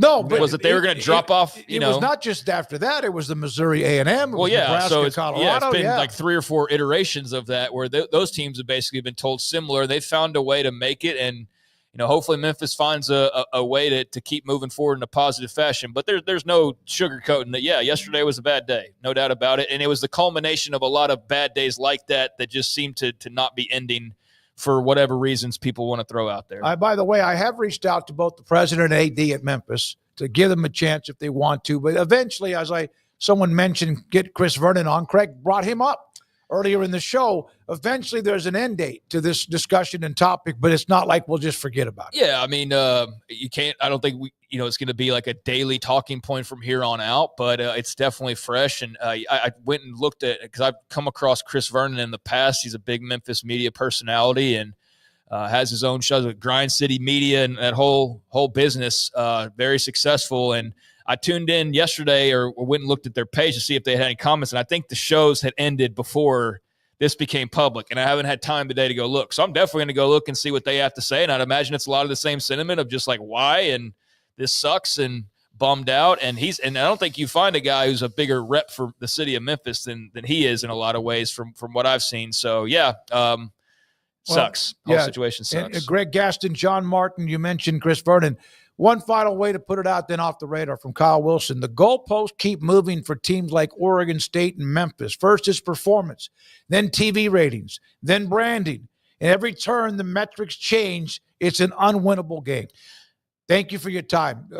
Cap it off. Oh, no, I think when all these pieces started moving around, we didn't quite know where it was going to go. I've always felt like that there was going to be some – I don't know if relegation's the right word. It's just the one that keeps popping ahead, or demotion or lack of access is the best way to put it in Memphis's terms. But I keep seeing like all of this, like they're going to add so-and-so and so-and-so. And it's like, guys, the conferences aren't growing. They're minimizing, or they're closing their doors, if anything, in a lot of cases. And there's going to be movement. A so-and-so joins the Big Ten in 5 years or something like that for sure. But if you are not one of the 20 just by birthright kind of teams almost, or, national champions dating back decades, then I think you all got to be a bit worried about what's to come. Doesn't matter if you're in a certain league now or not. I think, even when you pan out like the Super League, if you believe in that or not, you may not, that's fine. But even that comes with the asterisk of like, well, they're certainly not going to have Purdue be a part of this, and so I think there's only so few schools that are totally safe, and everybody else can celebrate, but better be careful because it might be them that's on the clock sooner rather than later as well, depending on how things go in the future. Yeah, by the way, for those of you who have recommended a couple of those in the Memphis sports media, appreciate that, our columnist as well. Thanks to, again, John Martin for being a part. Greg Calkins is a guy, Jeff Calkins, excuse me. He's also very much a great name in the Memphis area. We mentioned the others. Craig's off the radar. Also, we'll hear from Matt Baker on an interesting column he did about the valuation of college football programs. All of that. This is 365 Sports. Marco's Pizza. Pizza lovers get it. I was on the phone earlier today. In fact, right before the show, Bob Mock, who owns 5 locations in the Waco area, and I asked him, I said, hey, by the way, are you looking for a new location? He gave me a couple of places that they would like to add yet another store. The store in Woodway, by the way, is going to be closed down for a couple of weeks as they remodel. Paul, what was the name of what I call the pepperoni and sausage Magnifico? What did he say it should have been called? Magnifico. Magnifico. Yeah, like in fact, there's a hot honey Magnifico right now. If you go to Marcos.com, I've said Magnifico. He said that's that Texan. I'm not even a Texan, although I've lived here for a long, long time. But I think Magnifico is just fine. All sorts of specials. Go online, Marco's Pizza. They have 5 locations in Waco. Fastest growing pizza brand in America. Marco's Pizza. Pizza lovers get it. In our logo and advertising, we say we are people that you can count on. What does that mean? It starts with providing a quality vehicle and quality service at a fair price. But it also means we do what we say we will do, and we treat people fairly with respect. It starts by hiring great people, good local folks who work hard with a caring attitude. Our employees are the real reason we are people that you can count on. Put us to the test and see for yourself that at Richard Carr Motors, we are people you can count on. Parenting is full of surprises. You never know what to expect. So after our son was born, I called my Texas Farm Bureau insurance agent to set up a life insurance policy in case something happened to me. Sawyer is now 2. And we'll soon have a sister. There's no one else I would trust with protecting my family. Stop by and see our agents at one of our 3 McClain County locations. Coverage and discounts are subject to qualifications and policy terms and may vary by situation. Developed by Startup Waco, a nonprofit organization, GXG is a program designed to support the entrepreneurial development of Baylor University student athletes through NIL activations. The program helps student athletes maximize their platforms and offers a comprehensive support system for them to create and grow new businesses that not only benefit themselves, but also uplift the local economy. Fans who wish to support student athletes can donate to GXG via the GXG NIL Fund, BaylorBears.com/GXG. Contributions to support NIL activations through GXG can be made at BaylorBears.com/GXG. For more information, follow at GXG_GreenXGold on social media and visit the official website www.gxg.startupwaco.com. GXG, empowering student athlete entrepreneurship and uplifting the local economy through NIL activations. Riverbend Liquor and Wine now has 2 locations to serve you. The original on Lakeshore Drive and North 19th Street and the brand new spot in downtown Waco at 600 Franklin Avenue. If you're looking for the best in craft beers or local Texas bourbons, then the original is the place to be. And for the latest trends and online phenomenons, head downtown to the Franklin location. Either way, you're going to get the same great variety, customer service, and speedy experience. Check out both locations on their Facebook and Instagram pages, Riverbend Liquor and Wine, Lakeshore Drive and North 19th Street, and now downtown on Franklin Avenue.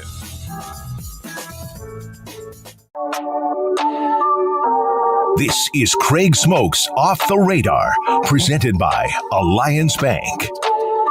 They take pride in making banking easy. AllianceBankTexas.com.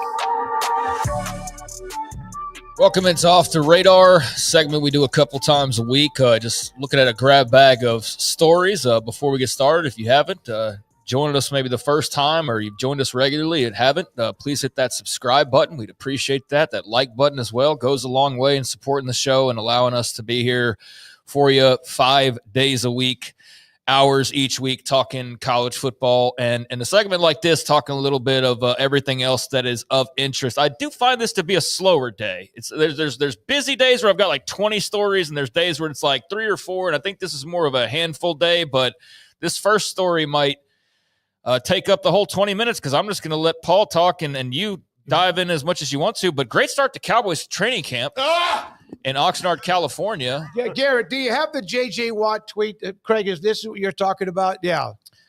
So I wasn't talking about the J.J. Watt tweet in particular, but Jerry Jones, this all stems from it's about Jerry, opening of the Cowboys address. We've all been there for this. I wish we were there for it yesterday just because I would love to have been in Oxnard, California for a few days. But he was the typical Jerry and definitely stirred up the hornet's nest talking about Micah Parsons and contract negotiations. Micah Parsons, outside of Dak, clearly the biggest star on the team, but now the latest one that's up for needing a new deal.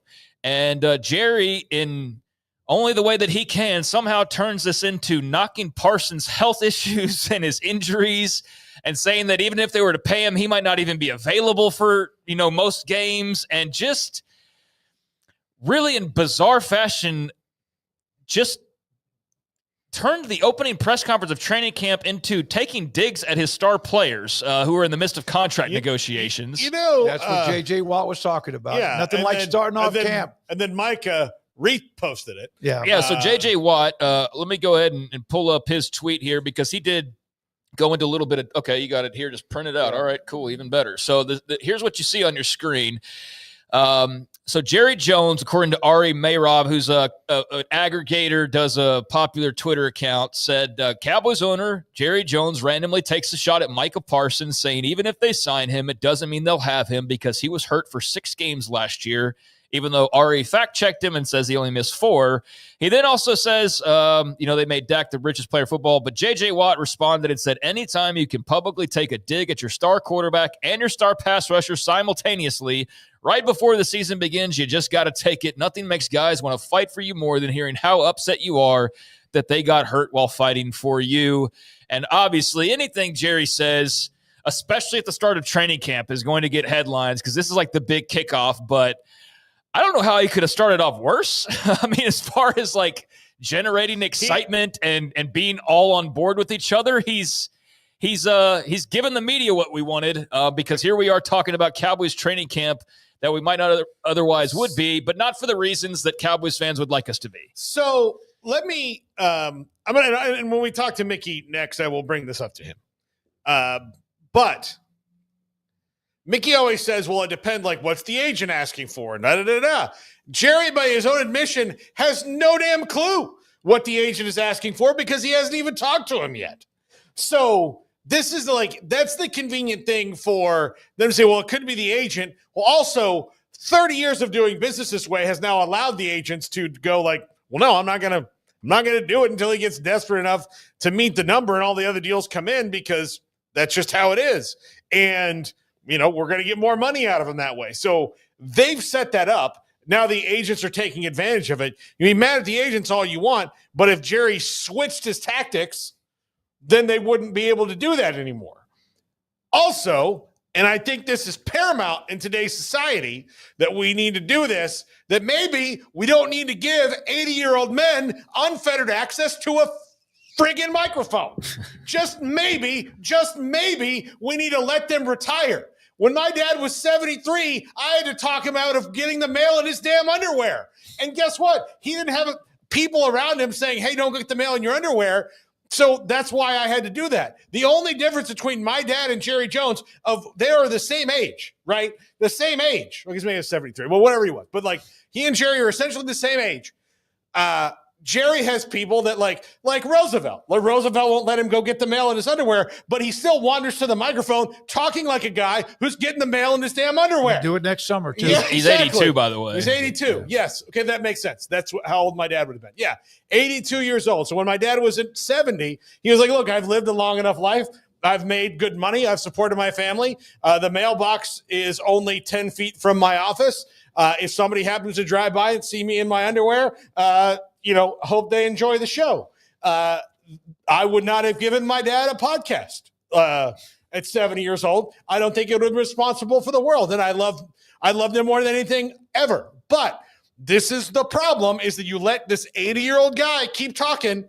And we have many through business and government of like, can just a younger guy say this? Yeah, no. Like, can we just like? I'm assuming I'll understand it when I get to be like, I mean, not go. I doubt I get to 80, but like if I were to, I'm sure I'd be fighting to hold on to whatever power. Because of how stressed I am over this. But I mean, I could easily see myself just vanishing and just like living off the grid. I could definitely do that. Yes. But like, if Memphis would pay me money, I would do but that. I'm also not the owner of an NFL team, and Yeah. I'd imagine that's not something you just want to give away willy-nilly. But even still, like, yeah, just a total weird blunder of a start to Cowboys training camp. And Jane Slater talked to Trayvon Diggs, and talked to Micah Parsons, who both caught strays there. Now, Trayvon Diggs, he did miss he did kind of break the rules of his contract, but Jerry was even a little harsh on him too.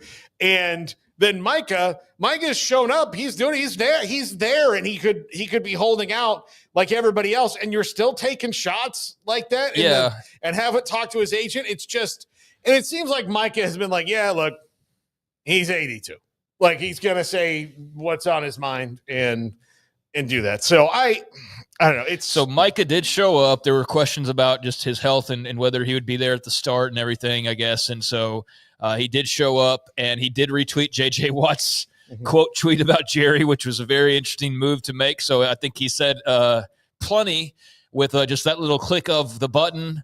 But yeah, that's how training camp started in Oxnard. So it's about 2 out of every 3 years, from glory hole to shots at your star players. I thought the comment about Dak was a real just like out of nowhere. That's like, what I'm saying. Because I didn't finish that quote, but he said, I remember signing a player for the highest paid at the position in the league, and he got knocked out 2/3 of the year, Dak Prescott. So there's a lot of things you can think about just as the player does when you're thinking about committing and guaranteeing money. But yeah, he just threw Dak right in there as well. In the end, they'll all get what they're supposed to get. Yeah, and like that's the thing. Like I know you said when we talked to Mickey, but I know when we talked to John McClain, what's the answer going to be? Money. Money. It's always just money. Yeah, but he could. But you don't have to take shots at your players. You don't have to take shots at your players. And, I think, a lot of the Cowboys people push back because it's the agents. But, like, these same agents don't do this to Philadelphia. They don't do it to Buffalo. They don't do it to the Rams in the same way, right? Like they do. What do you mean? Like they don't. Like they get the deals done, or the teams don't do it. They don't get in these. They don't get in these fisticuffs with the agents. Philadelphia, the Rams, the Niners, the Giants, anyone else, the Titans don't care about what's being discussed on the various Yap TV shows the next morning. Yes. Jerry thrives on that shit. Exactly. Yeah. He does. But like that's part of the problem in that Kevin Clark today, somebody sent me this. Who I really, really like. He's got a bigger role on ESPN now, and I think that's a very smart decision on their part because he's really good at his job. We've had him on the show a couple times. Kevin Clark's really good. He said, when I look at Jerry Jones, I think one thing. If the football gods came down and said, Jerry, you get to win the next 3 Super Bowls, but the catch is you can't do a press conference, he looks at the football gods and says, no deal. Or would he give up? I heard that. I'm stealing this from RJ up in Dallas and Sean Sharif. Would Jerry, if he was told, you get to win 3 Super Bowls in the next 5 years if you hire a general manager and you step away as the GM, would you take that or take one more before you die? He'd take one more before he died. Yeah, of course. Yeah, because he wants the credit for it. Yeah. And that's just an ego. I mean, that's the ego that makes billions, I guess. But if there's many things I would do if I invented a time machine. But one of my little side missions would be I would go back to 1992 when they've won the first one, or 93, 92 when they won the first one. And I would go to Pasadena, California. I would walk right into to Jimmy Johnson. I would say, Jimmy, this was an unbelievable feat. And you did this. It was incredible what you built back from. Whenever you're asked, for the sake of the future of the planet, just say, without Jerry's leadership, this doesn't get done over and over and over again. And then maybe we're not in this spot now. Okay, let me ask you a question. Can you ever become a Florida Gators fan? No, then that's not going to happen. Not going to happen. But I don't have to. But I get what you're saying. Yeah. All right, moving on here. I'm going to keep updating this on an every few days basis, however long it takes, but in particular today, just because of some recent viewing. But Terry McLaurin, Washington star wide receiver, didn't show up to training camp. He's in the midst of contract negotiations, and the answer to this is pretty simple. It's all about the money, and he's approaching the final year of a 3-year deal. And he's looking for more money. He's looking to make top wide receiver money, especially with a lot of receivers getting paid gobs and gobs of it here lately. But he's also closing in on 30 years old. And so he's not there. That's not a surprise. Just conditioning drills right now, so it's not the biggest deal in the world because I know he was working at the facility quite a bit during the offseason. But do you know how many big-ass plays he made for them last year? Oh, my God. Was it against Dallas where he threw a ball down the sideline late in the game and he went about 80? I mean, like, oh, yeah. There's a ton of, like, yeah, I was sitting there, I was rewatching, like, a recap of the 2024 season because the Redskins or the Commanders had put something out, and I'm sitting there thinking, like, I get where he's coming from. We've seen this song and dance before, guys holding out for more money, and I kind of get where the Commanders are coming from. With not necessarily wanting to just pony up and pay him. But then I look back on last year and I'm like, there's no damn way they make the playoffs without Terry McLaurin. Yeah. And I don't think you just go it's not as simple as like, oh, we'll just go draft another wide receiver. Like, he made big catches, like because he had someone who could get it to him. Big tough. Yeah. Well, no. Jaden Daniels got it to him, but he made some tough catches. Like, he made catches that not every receiver in the league makes, no matter where the quarterback's putting There's a reason he's Scary Terry. Scary Terry, yeah. I mean, because he makes those crazy big catches. Now, this is the ownership. This is the Josh Harris ownership group's first real crossroads with a player like this. So we'll see how they handle it. I think the good news for Commanders fans and for Terry McLaurin is I don't think this would linger as long as he did the same thing as Dan Snyder. Yeah, I hopefully not. I think Adam Peters is better at the job and all that. So So a couple more notes here as we'll move along. But yeah, just going to keep you updated on Scary Terry because I have interest in that particular story, but only if it gets more interesting than it otherwise has been. NFL note to close things pretty much on out. The Honey Badger, Tyronn Mathieu, has announced he is retiring. 33-year-old former LSU star and Saints star and a guy who has been able to kind of close out his career in his hometown the last 3 seasons, has made it official that he will be hanging it up, posted a picture of his Jordan cleats on Instagram, said, as I hang up my cleats, I'm filled with gratitude as I close this chapter of my life and officially retire from the game that shaped me in every way. And he went on to say a couple more paragraphs if you want to check it out. But I hope I made you proud out there. This isn't goodbye. It's just the next chapter. Much love always.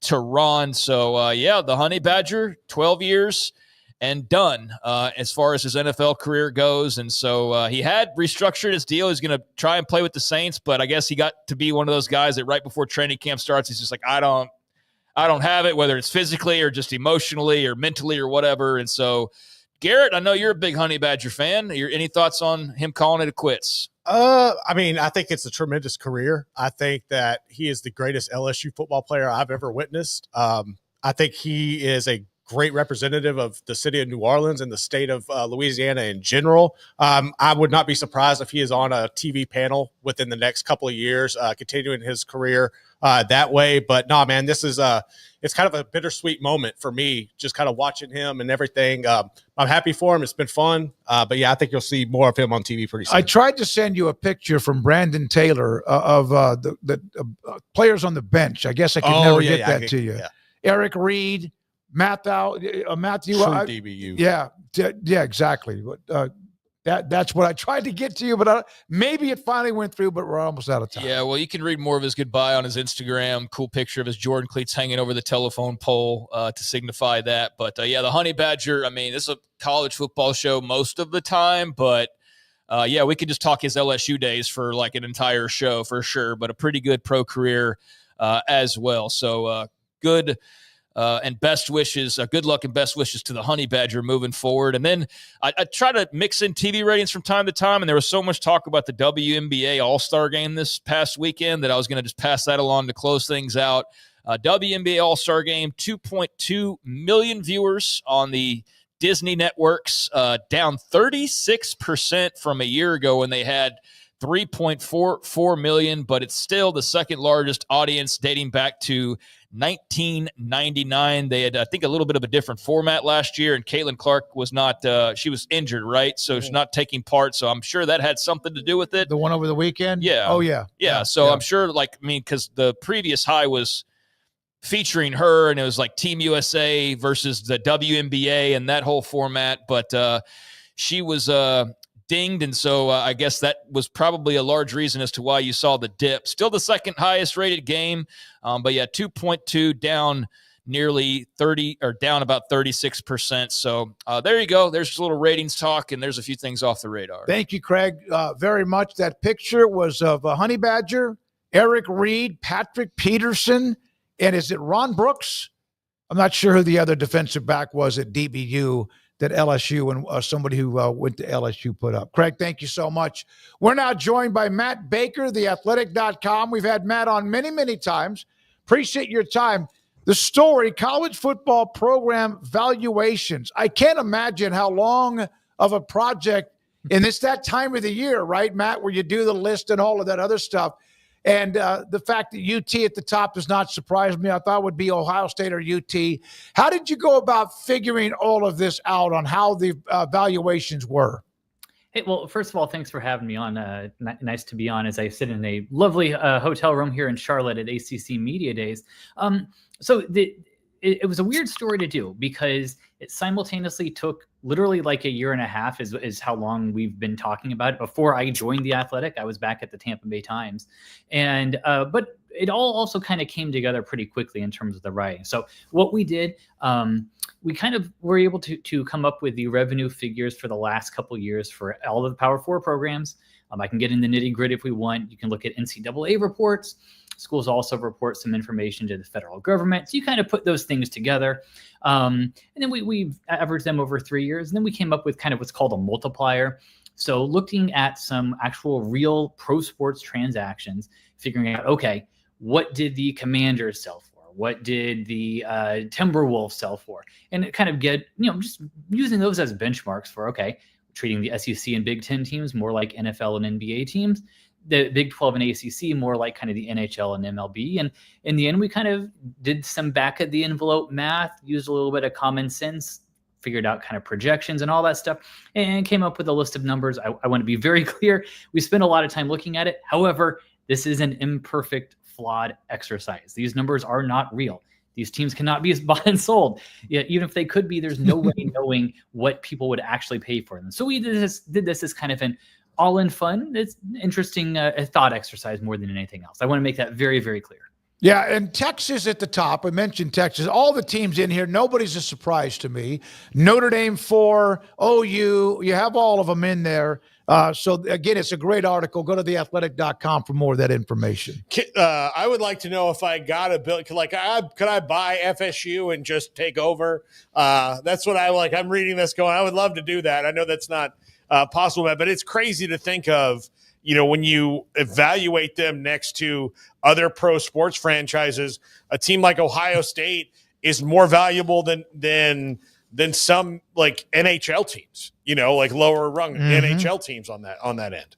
I viewed it almost the opposite way. This is crazy to say because we're talking about billions of dollars potentially, and it's all monopoly money, right? Let's face it. But as I was going through these numbers, as my colleagues and I were kind of looking at them, I came away thinking college football is undervalued. Right? Like if we were to compare an average ACC team, or let's say Florida State, for instance, our number was about $860 million, something like that. So that's half of the value that the Tampa Bay Rays, the team in my hometown, that they're probably going to be sold for here in the next couple of months. Do I really think Florida State football's value is half of the Tampa Bay Rays? No, I absolutely do not.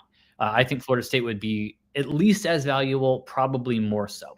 So I looked at it thinking, if I could buy these, I view them as better assets than a lot of other things. And I almost kind of came around to the private equity idea that there's more value here that we have not sucked. There's juice in here that has not yet been squeezed. And I hope that when it's done eventually, however it's done, it's done in a way that's best for the sport and best for the consumer, because I do think there's more here. So you're not buying the whole college sports is dying argument, or I mean, maybe perhaps college football is a shell of itself and it's dying, when in fact it's like, no, it's actually got a lot more potentially room to grow. Kind of where do you fall in that whole bigger picture sort of argument here? So I come down on pigs get fat and hogs get slaughtered. Okay, yeah. That whole thing, I think there's a lot of truth to that here. No, I don't think the sport is dying. It's evolving. It's changing. But there's still, I don't know what the ticket sales are, or the ticket prices are for Florida State Bama in week 1. I'm guessing it's pretty expensive. I'm also going to guess that the Clemson LSU game and Texas Ohio State, that they get a lot of eyeballs on them. So I can't sit here and look at those and say, oh yeah, the sport's dying, it's screwed. I don't buy that at all. However, I'm going to talk out of both sides of my mouth here. I do have concerns because, again, pigs get fat, hogs get slaughtered. And if the sport continues to stray away from the game that I fell in love with as a little kid growing up in Indiana, as the son of a guy who went to Notre Dame, if it strays away from the sport that you fell in love with, whoever is listening here and watching this, that you fell in love with, there is absolutely a risk with that. So any growth, any changes have to keep that in mind. But is the game dying? No, I don't see real evidence for that at all, as long as what happens in the future is actually done with the value of the game and the good of the game at heart. By the way, I just put the rankings of the Big 12 programs because we got a heavy flavor of that. With Utah is the highest valued at number 29, and then right behind them, I think you have TCU and Texas Tech, a few of the teams. And it's almost like the way this is listed by you in this article, and like you said, monopoly money, is almost how these schools are viewed nationally as college football teams when it comes to national rankings and the tiers. Yeah, I mean, there's definitely something to that, right?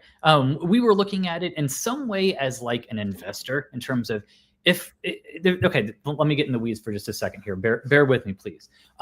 When you have to look at how people buy and sell pros teams, most of them are not viewing it as an investment. Like I would buy a widget company. They're viewing it as a Rolex to show off to their buddies. Okay. However, as we were doing this exercise, we weren't viewing it just as a Rolex. We were trying to say, if my money is at stake here, what are the programs, what are the brands I'm going to risk putting my money in?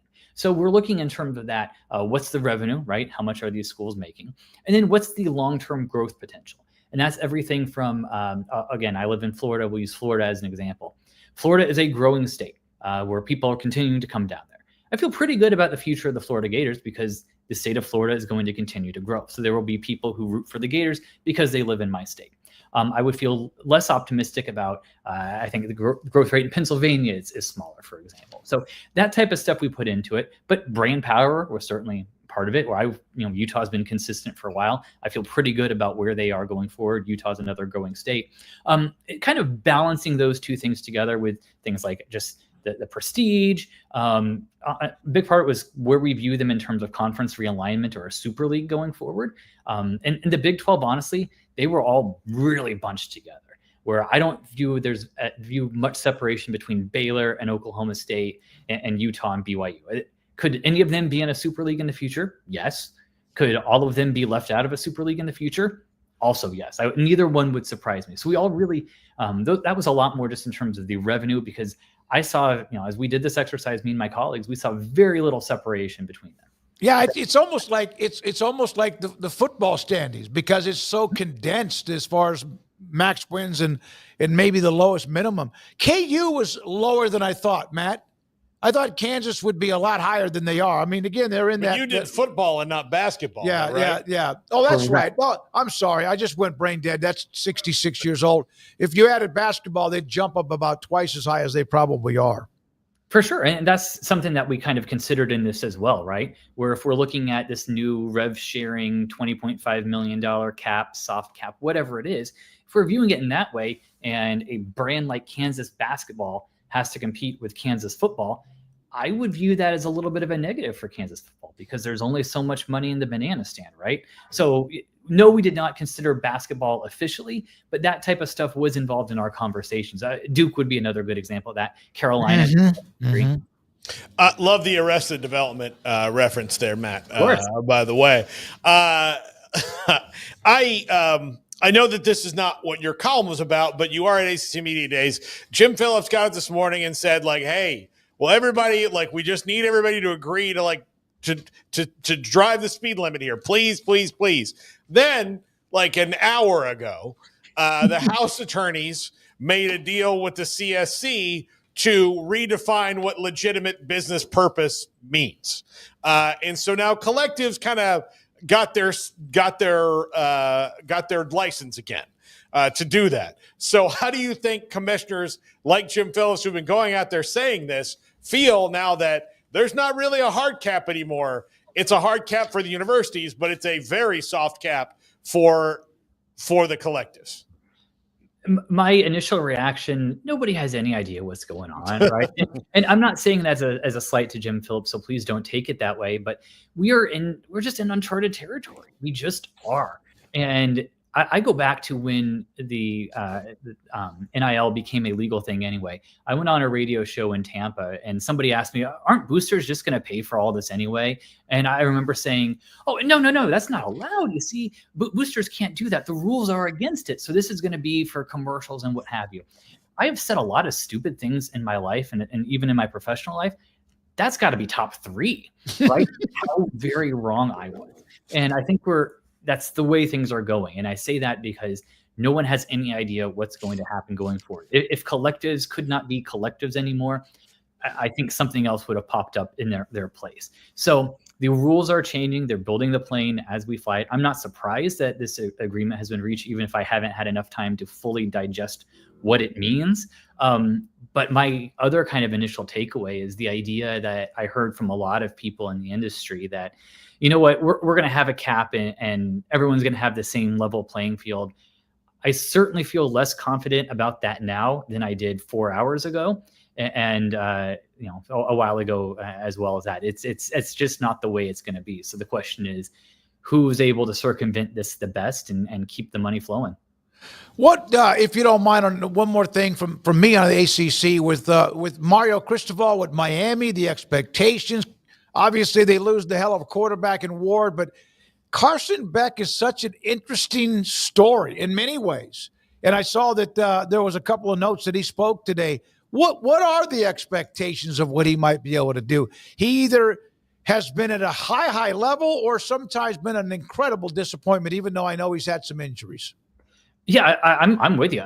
Carson Beck, to me, I think he's the most interesting transfer in the country. If not, he's certainly in the picture because he has been really good, right? He was a quarterback. I think he was 24-3 as a starter at Georgia. And yes, I know quarterback starts aren't the greatest and it's the talent around him. I get all that. My point is, when he's on, he has been really good. However, he's a quarterback coming off of a very severe elbow injury that knocked him out for the spring, right? So we have to take that into consideration.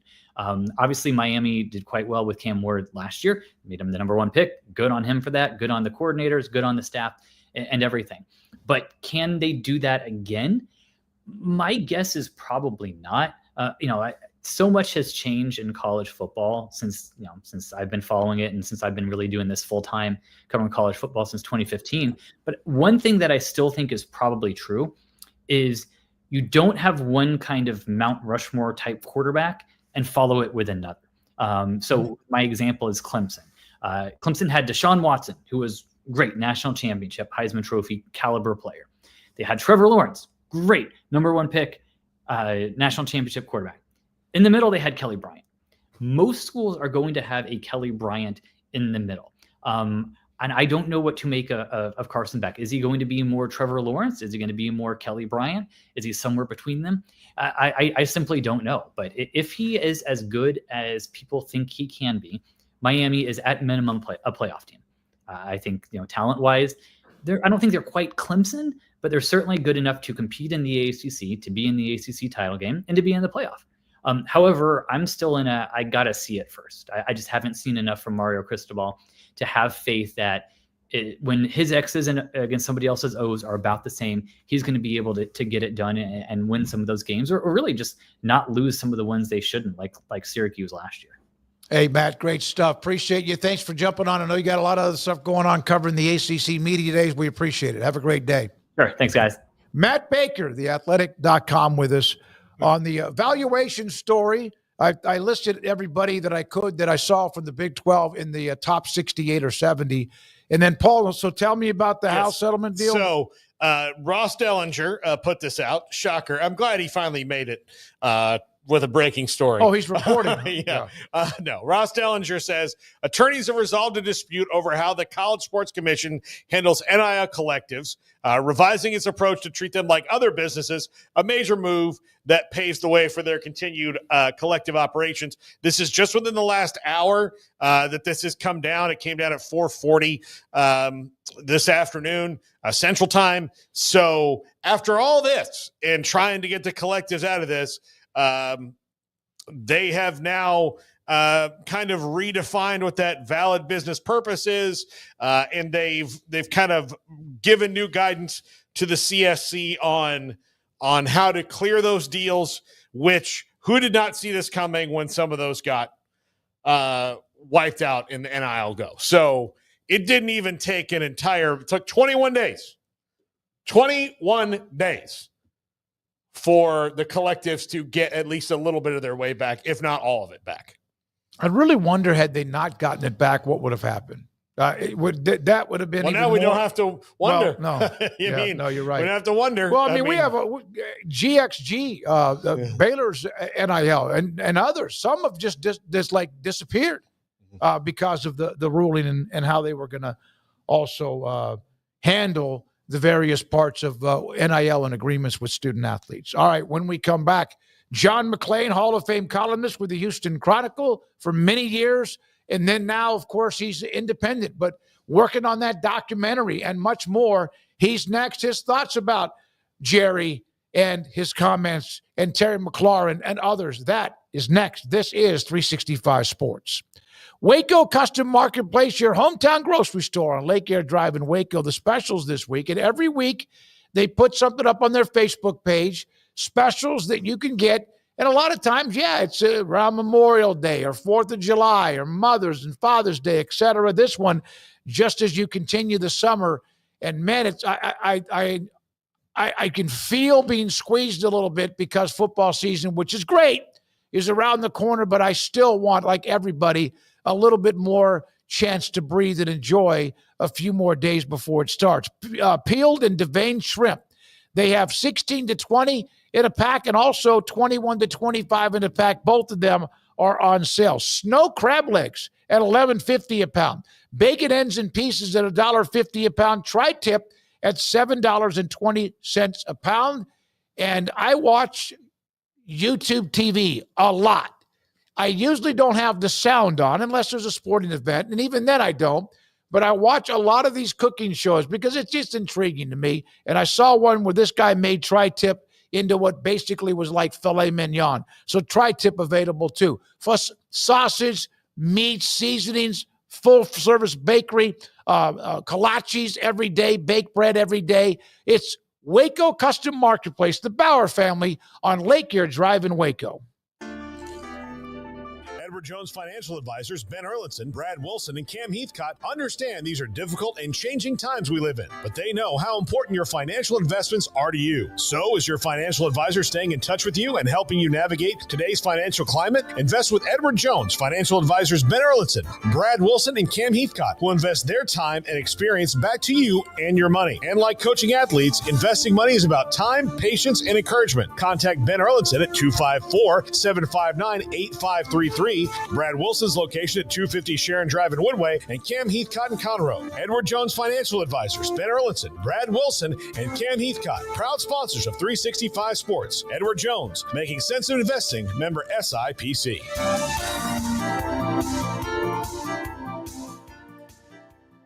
pizza, burgers, and Bears football. There's no place around Waco that serves them all other than Bubba's 33. Come show your green and gold and enjoy some of Waco's best food and beverages while watching your favorite team, the Bears. When real Bears fans get hungry, Bubba's 33 is the #1 spot for ice-cold drinks, hand-stretched, stone-baked pizzas, and bacon-infused burgers. Join us for indoor or patio dining. Bubba's 33, Waco's restaurant and proud supporter of Baylor Bears football. Sick 'em, Bears.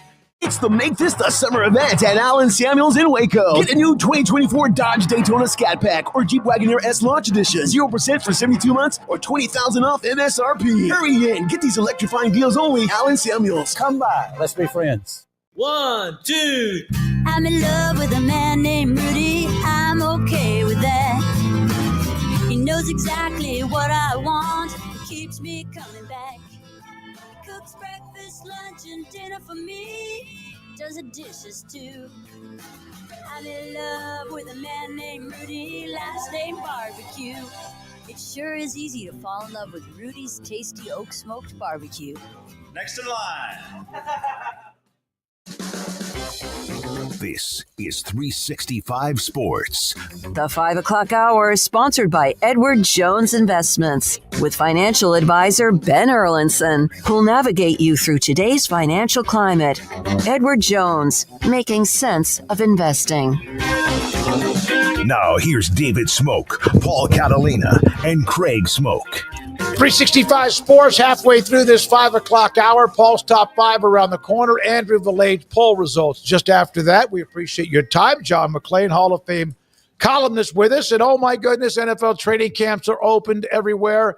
John, do you, as you and your buddies who cover the NFL, ever have like these snickering text messages the day before or the day of every time Jerry Jones has an opening press conference from Oxnard? Well, it's not snickering; it's the opposite. And to me, it's not boring. It's just it happens constantly. And I think the players, they understand Jerry's age. They understand Jerry liking drama. Otherwise, he wouldn't be on the air 2 times a week. Most owners don't do anything like that, much less post game and during the week having a radio show. I think that if you go back to Jerry's tenure beginning in '89, I know this would be hard to do, but I can't imagine there's been one season that they didn't have a controversy that created a lot of attention on the team, off the team, and it centered on Jerry. Things he did do, things he didn't do, things he said. And it seems like now, as he's got older, these contract battles, which are so unnecessary. You see these other players being paid around the league, and yet they don't get it done. And I think Micah Parsons knows he's going to get his money. And he was eligible for an extension after the 2023 season. Can you imagine if they had made him the highest paid defensive end then and signed him like a 5-year extension? Right now, he might not be in the top 10 or 15, but that's just not the way they do business. By the way, I've seen Dave Aranda at events twice in the last week. Once he was here at Houston, the Touchdown Club at Houston's annual Baylor event. Dave came. He was in a VIP part beforehand. He worked the room, was very impressive, talking about the season, very, very honest with people.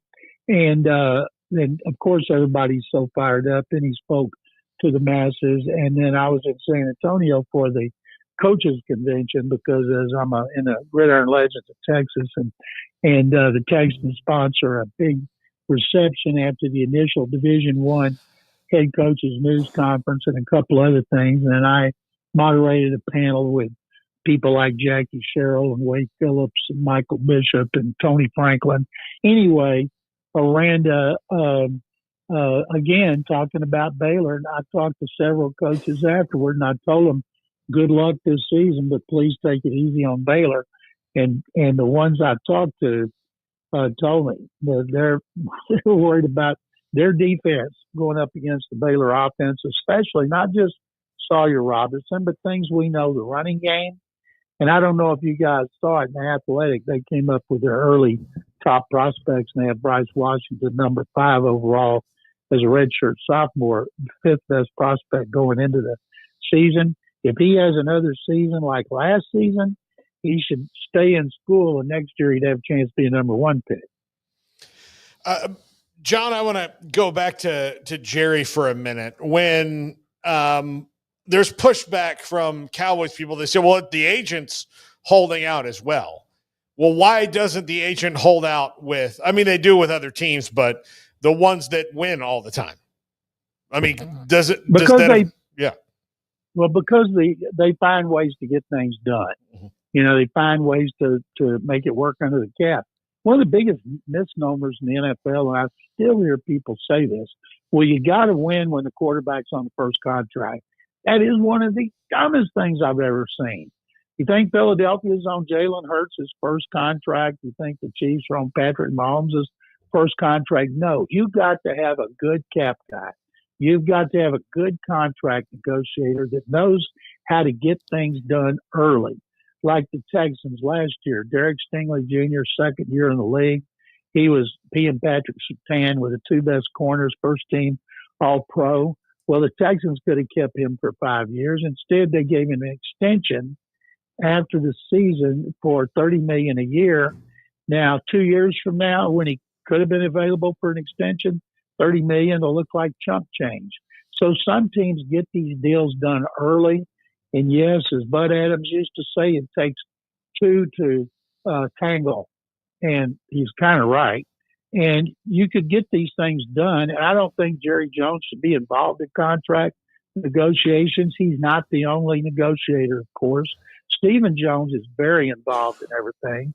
But Jerry gets all the blame when things go bad, mainly because he puts his foot in his mouth when he's speaking publicly. Yes, he does, John. Is there like a comparison for him? I mean, I know he's uniquely Jerry Jones, but is there another owner? Because I've never watched any other owner as much as I've watched him. But who would you like even compare him to, if anybody? No, gosh, Craig. There have been some owners that were kind of outspoken or nutcases, but they didn't have 3 Super Bowl rings on their resume. Wouldn't it be Steinbrenner? Wouldn't he be? Yeah, that's a great one, Paul. George Steinbrenner fired. Now, he's the opposite Jerry when it comes to firing coaches. You know, he fired and hired Billy Martin 5 times. He had PR guys. He constantly fired PR people, but he won. You know, he overpaid for players. He went out and got Reggie Jackson. Everybody told him not to do it. Reggie led him, I think, to 2 World Series. So when it comes to dealing with the media, to being in the headlines all the time, that's exactly the way it was. There have been others, but usually it was for bad things, not good. But that is a great comparison. Hey, they're part of Legends, right? They started the Legends company when Steinbrenner was still alive. Those two goes together like bacon and eggs. Terry McLaurin, Washington. Is it all about the money? Will it all eventually just work itself out, or is this one a little bit different? David, they haven't had contract issues, as you know. They had one with Trent Williams, but he wanted out of there because he didn't want to play for Bruce Allen. He didn't want to play for Dan Snyder. They had misdiagnosed a serious injury he had or condition. I can't remember what it was. And yes, it will be done in almost every case. Every contract gets done. It's like Warren Moon told me one time, talking about after a contract battle with Bud Adams, in which he eventually got what he wanted. He said, what Bud makes you go through to get it makes it where it's almost not worth it. I said, would you do it again for the same money? Oh, yeah. And so that's the key, is what they put you through to get it. And when you make it a public battle, like Mike Brown, he shouldn't have been talking about Stewart, and he shouldn't have been talking about Hendrickson. He should not be talking at all. He talks start a camp, and that's it. Jerry shouldn't be talking at all, but it's accepted because usually those guys get themselves in trouble instead of letting the smart people handle the public part of it. John, I think that we as a society, I said this when Craig asked me about how I felt about it a few minutes ago, said that we might be better off if we just didn't let 80-year-old men have unfettered access to microphones. Yeah, that's a great point. When you hit a certain age, you don't get to speak publicly. Yeah, but that would kill. Now, I'm saying this in all due respect. That would put Jerry Jones in an early grave because Jerry loves it. I'll never forget when Jimmy Johnson said one time, and I think it was in Waco at his induction in the Texas Sports Hall of Fame when he was speaking, and he talked about early on, he was on the sideline coaching. Jerry was up in the owner's booth, and he was working on oil deals and contracts and stuff. And then when they won that third year, Jerry told Jimmy, I want to be down here with you. I want to be doing personnel. That's more fun than oil deals. And Jimmy knew he was in trouble.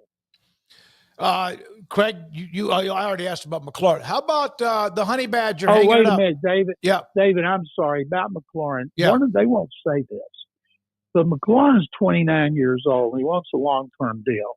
And wide receivers, a few of them stay productive, 30, 31, 32. So I'm guessing they want to do like a 3-year deal. His agent is looking for 5. And if that's the case, you should compromise. He will be there. He will be their best receiver. They got high hopes. They know no team repeats in the NFC East. That means it's their time to be the division champion. And so I think McLaurin, who is an number 1 guy in every aspect, that they will not let him be miserable going into the season. And Josh Harris so far hasn't made any bad moves that have come back to bite him in the butt about off the field issues. Mainly it's the stadium and the nickname that Trump keeps trumpeting out there, but Josh Harris stays quiet. So I think problems that other teams have, they're not going to have them. And when the season starts, McLaurin will be very happy, and so will Jaden Daniels. So the Honey Badger, calling it quits, John. You got a chance to cover him a bit, and your thoughts on him calling it a career and just kind of his influence and just what you'll take away from watching him over the years. When he was at LSU and he got kicked out, and you guys know how bad it is if you get kicked out of LSU. Yeah. And I was told he smoked so much pot, he's in a haze all the time. And even LSU can run out of patience, although I don't remember many times that happening. And he sat out, and then he came, and he was a second-round pick, and he turned his life and his career around. I think Tyronn Mathieu, I'd love to be his agent because he can be a broadcaster. He can work for teams and player relations. I would want him dealing with players. He could be a public speaker. He could be on boards of directors. He may have to go speak at every high school and every college to tell how he turned around his career and became a great safety. And you don't see a lot of them. You see guys turn around their careers, but not just staying off of drugs or alcohol or whatever it is, but being a really productive player on and off the field, great father, great husband. I wish him the best of luck. When he was here one season, he mentored Justin Reed, a rookie safety, and Justin now plays for the Chiefs. His locker was right at the front. He never turned down anybody when we wanted to interview him. He was always patient, informative, entertaining. We voted him the good guy that year for dealing with the media, the local media, and I just can't say enough good things about him. And I think he would be terrific as an analyst. John, thank you, sir. Appreciate it. You've been a busy man. Busy man. Thank you, guys. Thank you. Second Bears. It's John McClain, Hall of Fame columnist with us on the Cowboys and Jerry and all that, and Terry McLaurin and the Honey Badger also retiring as well. So we're going to do this tomorrow. Andrew has put up a page about some of the reactions. If you were a commissioner of the Big 12 for a day, who would you add? And we'll do that tomorrow, Andrew. Great stuff. We might need to change a couple of where the logos are, just a couple, but we'll do that tomorrow. Rachel Bachman from the Wall Street Journal will join us tomorrow, which we'll also be able to get some feedback from her about what we mentioned earlier, Paul, when it comes to NIL collectives and also so much more. And there's new news on that since we've booked her. So yeah, the story that I got her to be booked for was this. One thing I know about people who are wealthy is that they're going to do what they want. College sports leaders battling over fate of booster collectives, $1 billion in athlete pay, and things have changed. Yeah. And guess what? Still a They billion. got their way. They what do you know? Yeah, they did. They absolutely did. All right, we have Paul's top 5 just around the corner. I want to, before we get to that, let's do the Scotty Scheffler. I like to try to, if we can, once a day, if you haven't giggled or laughed. This is a year ago, this man was in and out of jail. Now he's a dedicated father and a respected family man in America. Scotty Scheffler, anything is possible. I wish I would have sent you the one of him holding the baby. And the baby's looking at the No, it's his wife going, "You've been playing golf for 5 hours." Like, on a Sunday. How dare you? Yeah. Slow play on the PGA Tour. You can always blame it on that. But that was cool. Thank you, Garrett, for doing that. When we come back, Paul Catalina, his top 5, Andrew Village's poll results. Please, if you have not hit the subscribe button or subscribe to our channel, we would absolutely appreciate it if you do. This is 365 Sports.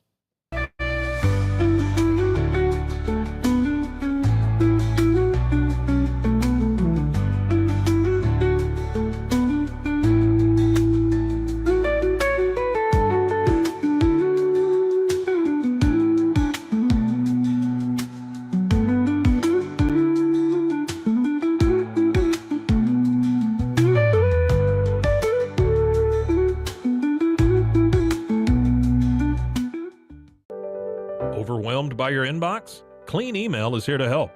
Organize, clean, and manage your emails with powerful automation tools. Say goodbye to spam and clutter and enjoy a stress-free inbox. Try Clean Email today at cleanemail.com. That's CLEAN email.com.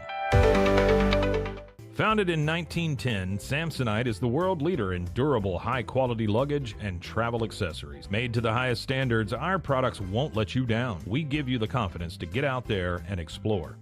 Inspired by the past, devoted to the present, and built to inspire a multi-generational future, Samsonite is here to elevate your journey. Travel with Samsonite and pack confidence every step of the way. Shop now at shop.samsonite.com. Samsonite.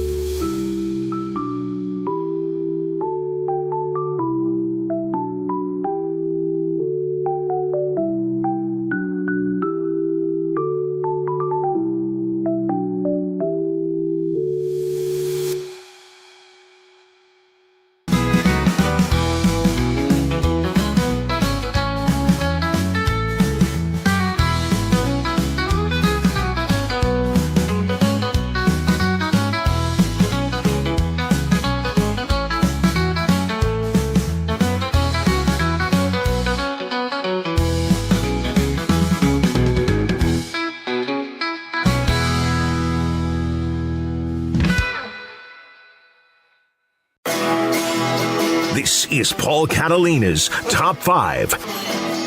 Welcome in to Paul Catalina's Top 5. I'm the aforementioned Paul Catalina, unless the cops are looking for me. And then, my name is Gladys Silverstein. Anyway, let's go. Flag and Anthem's our sponsor. Mine and Gladys Silverstein's favorite store to shop at. Flagandanthem.com. Use our promo code 365sports for a discount at checkout.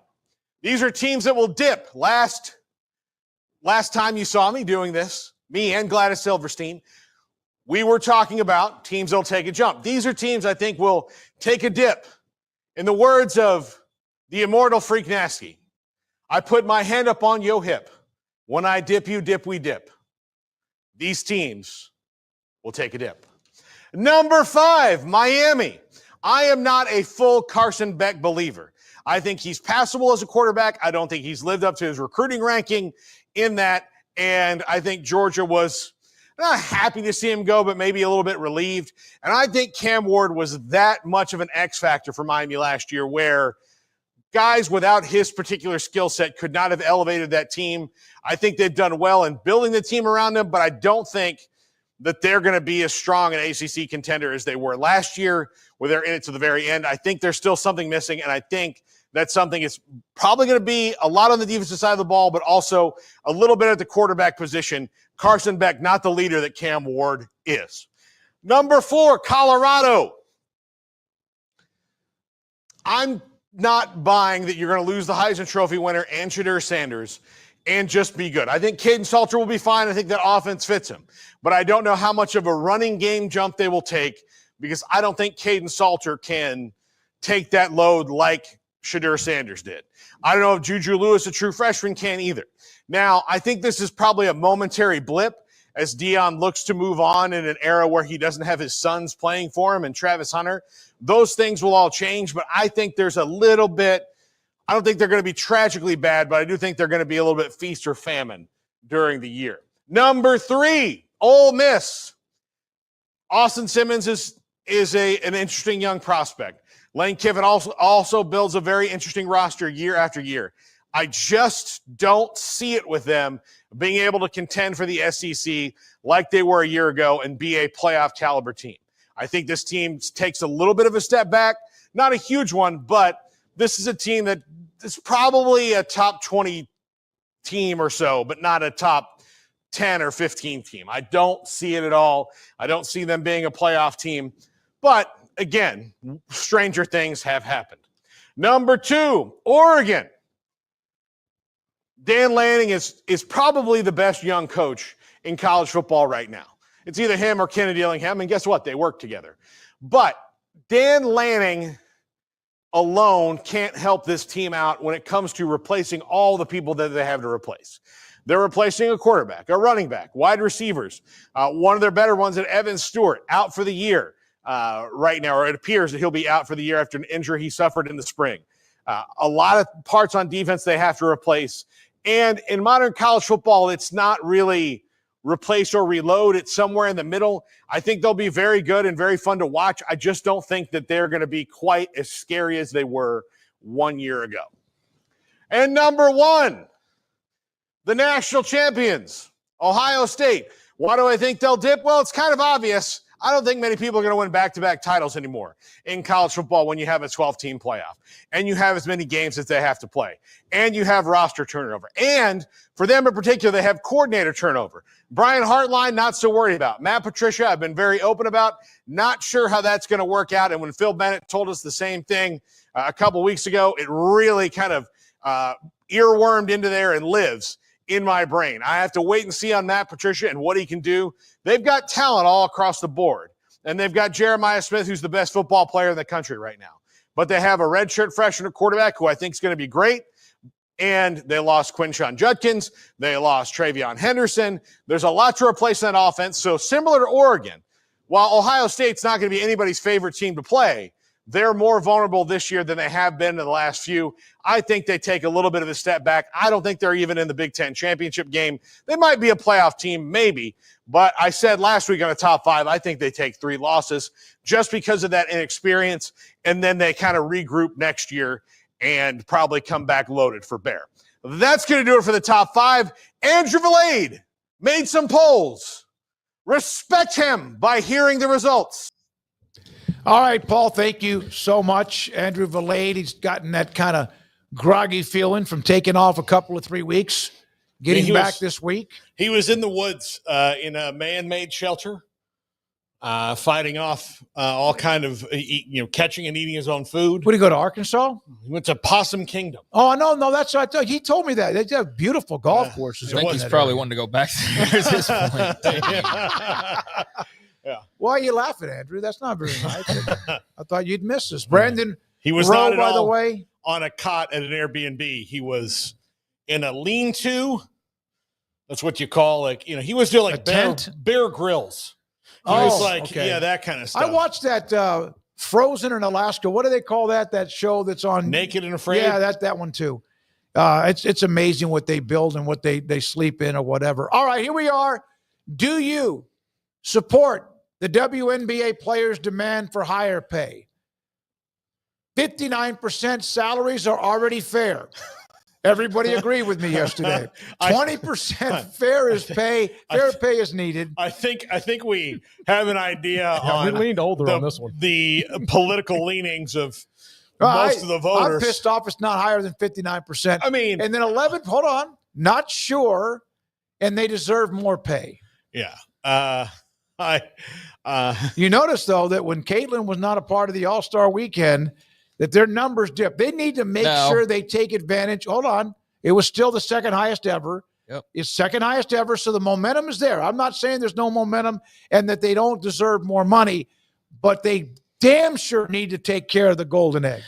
Yeah, they do, but they can't just say, like, hey, you get to make all this money and everybody else just stays the same. No. But take advantage of the momentum of that. Here's the deal. I don't care. Like, if that was the option, that would be my answer. I know that the easiest thing for us to do to gain viewers would be just to put Caitlin Clark in the title every single day. Like, we should probably just do that, but we're not going to clickbait you because we don't care enough to talk about it every day. But, like, honestly, I've seen, like, just the most random. It's like 100,000, and like every video is about Caitlin Clark. Like, the following is insane. It's undeniable. But ultimately, I don't care. I do think that at this point, the game's evolved enough, and there clearly are more eyeballs, whether it's for one person or two or whatever. Yep. But there are more eyeballs, and there's more money, and there's more this and there's more that. So it only stand to reason that would also translate to pay for athletes as well. Now, do they deserve to make NBA contracts? Absolutely not. That's ridiculous, and I don't think that's even the demand. I do think my one opinion on it, outside of just like, I think just things go up, everything should go up. I think if a business starts making way more money, the employees should start making more money. So that's what I look at this as. But it is very much a political topic now at this point, and a racial topic, and like an all sorts of things topic. And so it is very much a lightning rod, and Caitlin Clark's very much a lightning rod. And so it's just been fascinating for me to kind of be on the outside and not really care and just kind of witness like how big this conversation is and has become, and how big the WNBA conversation has become. Yes, primarily because of her. But yeah, I think if everything's going up, then salaries should go up. But I think that the way my strongest take is, I think that the way that they delivered the message, and then how social media then took and delivered the message in their way, I don't think told the whole tale, and I don't think it was the best way to deliver the message. No, you are. I agree with you there. I will ask the 59% and you, Smokey, if they do get a raise, what do you care? Like, why would they not want No. it? Here's the thing. Like, why would you? My point is that the part about the T-shirt was that what you owe us, which they're getting the new TV deal's about to kick in. That's going to happen. What a lot of people took that as is what you owe us over the years when they've earned no money. People decided to take that word for word when that stuff they don't agree with, they don't take word for word. Yeah. And so I know where the messaging got crossed, is that everybody who wanted that to mean the way they wanted it to mean it, took it exactly word for word. Exactly. And then other people who kind of know what they were getting at and didn't think it was necessarily like that direct, took it the way they took it. And so it's like everything political. It's like, I have my opinion, and I kind of like it leans into that, and that's where I'm going to lean. The owe part means you owe somebody for what they've done. And up until the last year or two, none of that money was available because they did not have any. They just did not have any oomph. But I'm happy for them. Good for them. Whose fault is that? You keep saying it's not the player's fault, but if there were to have been another Caitlin Clark personality magnet type of interest, then so it's there was Cheryl Swoop's fault that there was no internet. No, you said this yesterday, and I went home and I looked at this. Paul, I know. I'm yelling into the void. I cannot freaking believe that you become a WNBA supporter. I mean, really, dude. Like, of all the people, like, if anyone knew Paul's history, he hated women's basketball. It's the Caitlin Clark effect, because now, like, he cares about the WNBA. No. Absolutely did not beforehand. I just care about genuine arguments about something. No, it's a genuine. Why should the owner? But I want to do that. Why should the owners take all the blame for not paying them when they were making no money? It's not their fault that Cheryl Swoops wasn't as popular as Caitlin Clark, I think is what he's trying to say. Yes. You're trying to say, like, well, they're popular now, so why weren't they as popular then? It's like, because they weren't as popular. But there weren't as many avenues. Okay, but dude, NBA players didn't get paid as much 20 years ago. Yeah, I know. Like, but my point being is, if the player's responsibility is to play basketball, it's not to market, it's not to do all those things. They have done that. So the poor marketing in part of the WNBA led to this. If they would have made money, they would have been paid more. But it's a chicken and the egg argument we're having. It's not just it's everybody's fault. They weren't popular. Yeah. Nobody gave a damn. There was a few people. It's very much everybody takes the blame. Look, there's a lot of women out there that this is their fault for not going and supporting like the sport that they want to. Which is one of your arguments. It is. But I am also saying that part of the problem is that the marketing wasn't geared in the right way, so people weren't excited about it. There wasn't the storytelling there. Now, do I still care who the WNBA champion is? No, I don't. I never will. But I do believe in fair pay for things. They didn't have the money to pay them. They didn't earn it. Okay. But the whole league, it was a disaster for the longest of time. Last one. Man, people are talking about this like it's like the biggest topic, and it's just crazy. Don't ever use it again, Andrew. I will take off a finger. No, I mean, we probably get 1 billion views for this because we just mentioned Caitlin Clark. Yeah, and there'll be people on your side, my side, and all. All right. Should Tyronn Mathieu have beaten our – what in that? This is the worst poll we have ever done. Should he have beaten RG3 out for the Heisman? Where did he finish, Paul, in the voting? Fifth. Okay, that's pretty good. Respect, endemic and Sue type respect. Exactly. Just ahead of Matt Barkley. USC. RG3 deserved it, 57% overwhelmingly. Honey Badger second. And then tough to compare along with vote was fair. They're basically the same thing. So in other words, RG3 deserved the Heisman because by God, our polls all are correct. Garrett Ross. Okay. Did you force him to do that poll? No, I didn't force him. He suggested. He spouted it out, and I said, Andrew, make that the poll. It did. Because I wanted to embarrass Garrett. All right, tonight at 10:30 on the local CW 365 Sports Tonight, Brandon Rose working on that. He's right here. Thanks to Andrew Valade, Garrett Ross for maneuvering through various guests and more.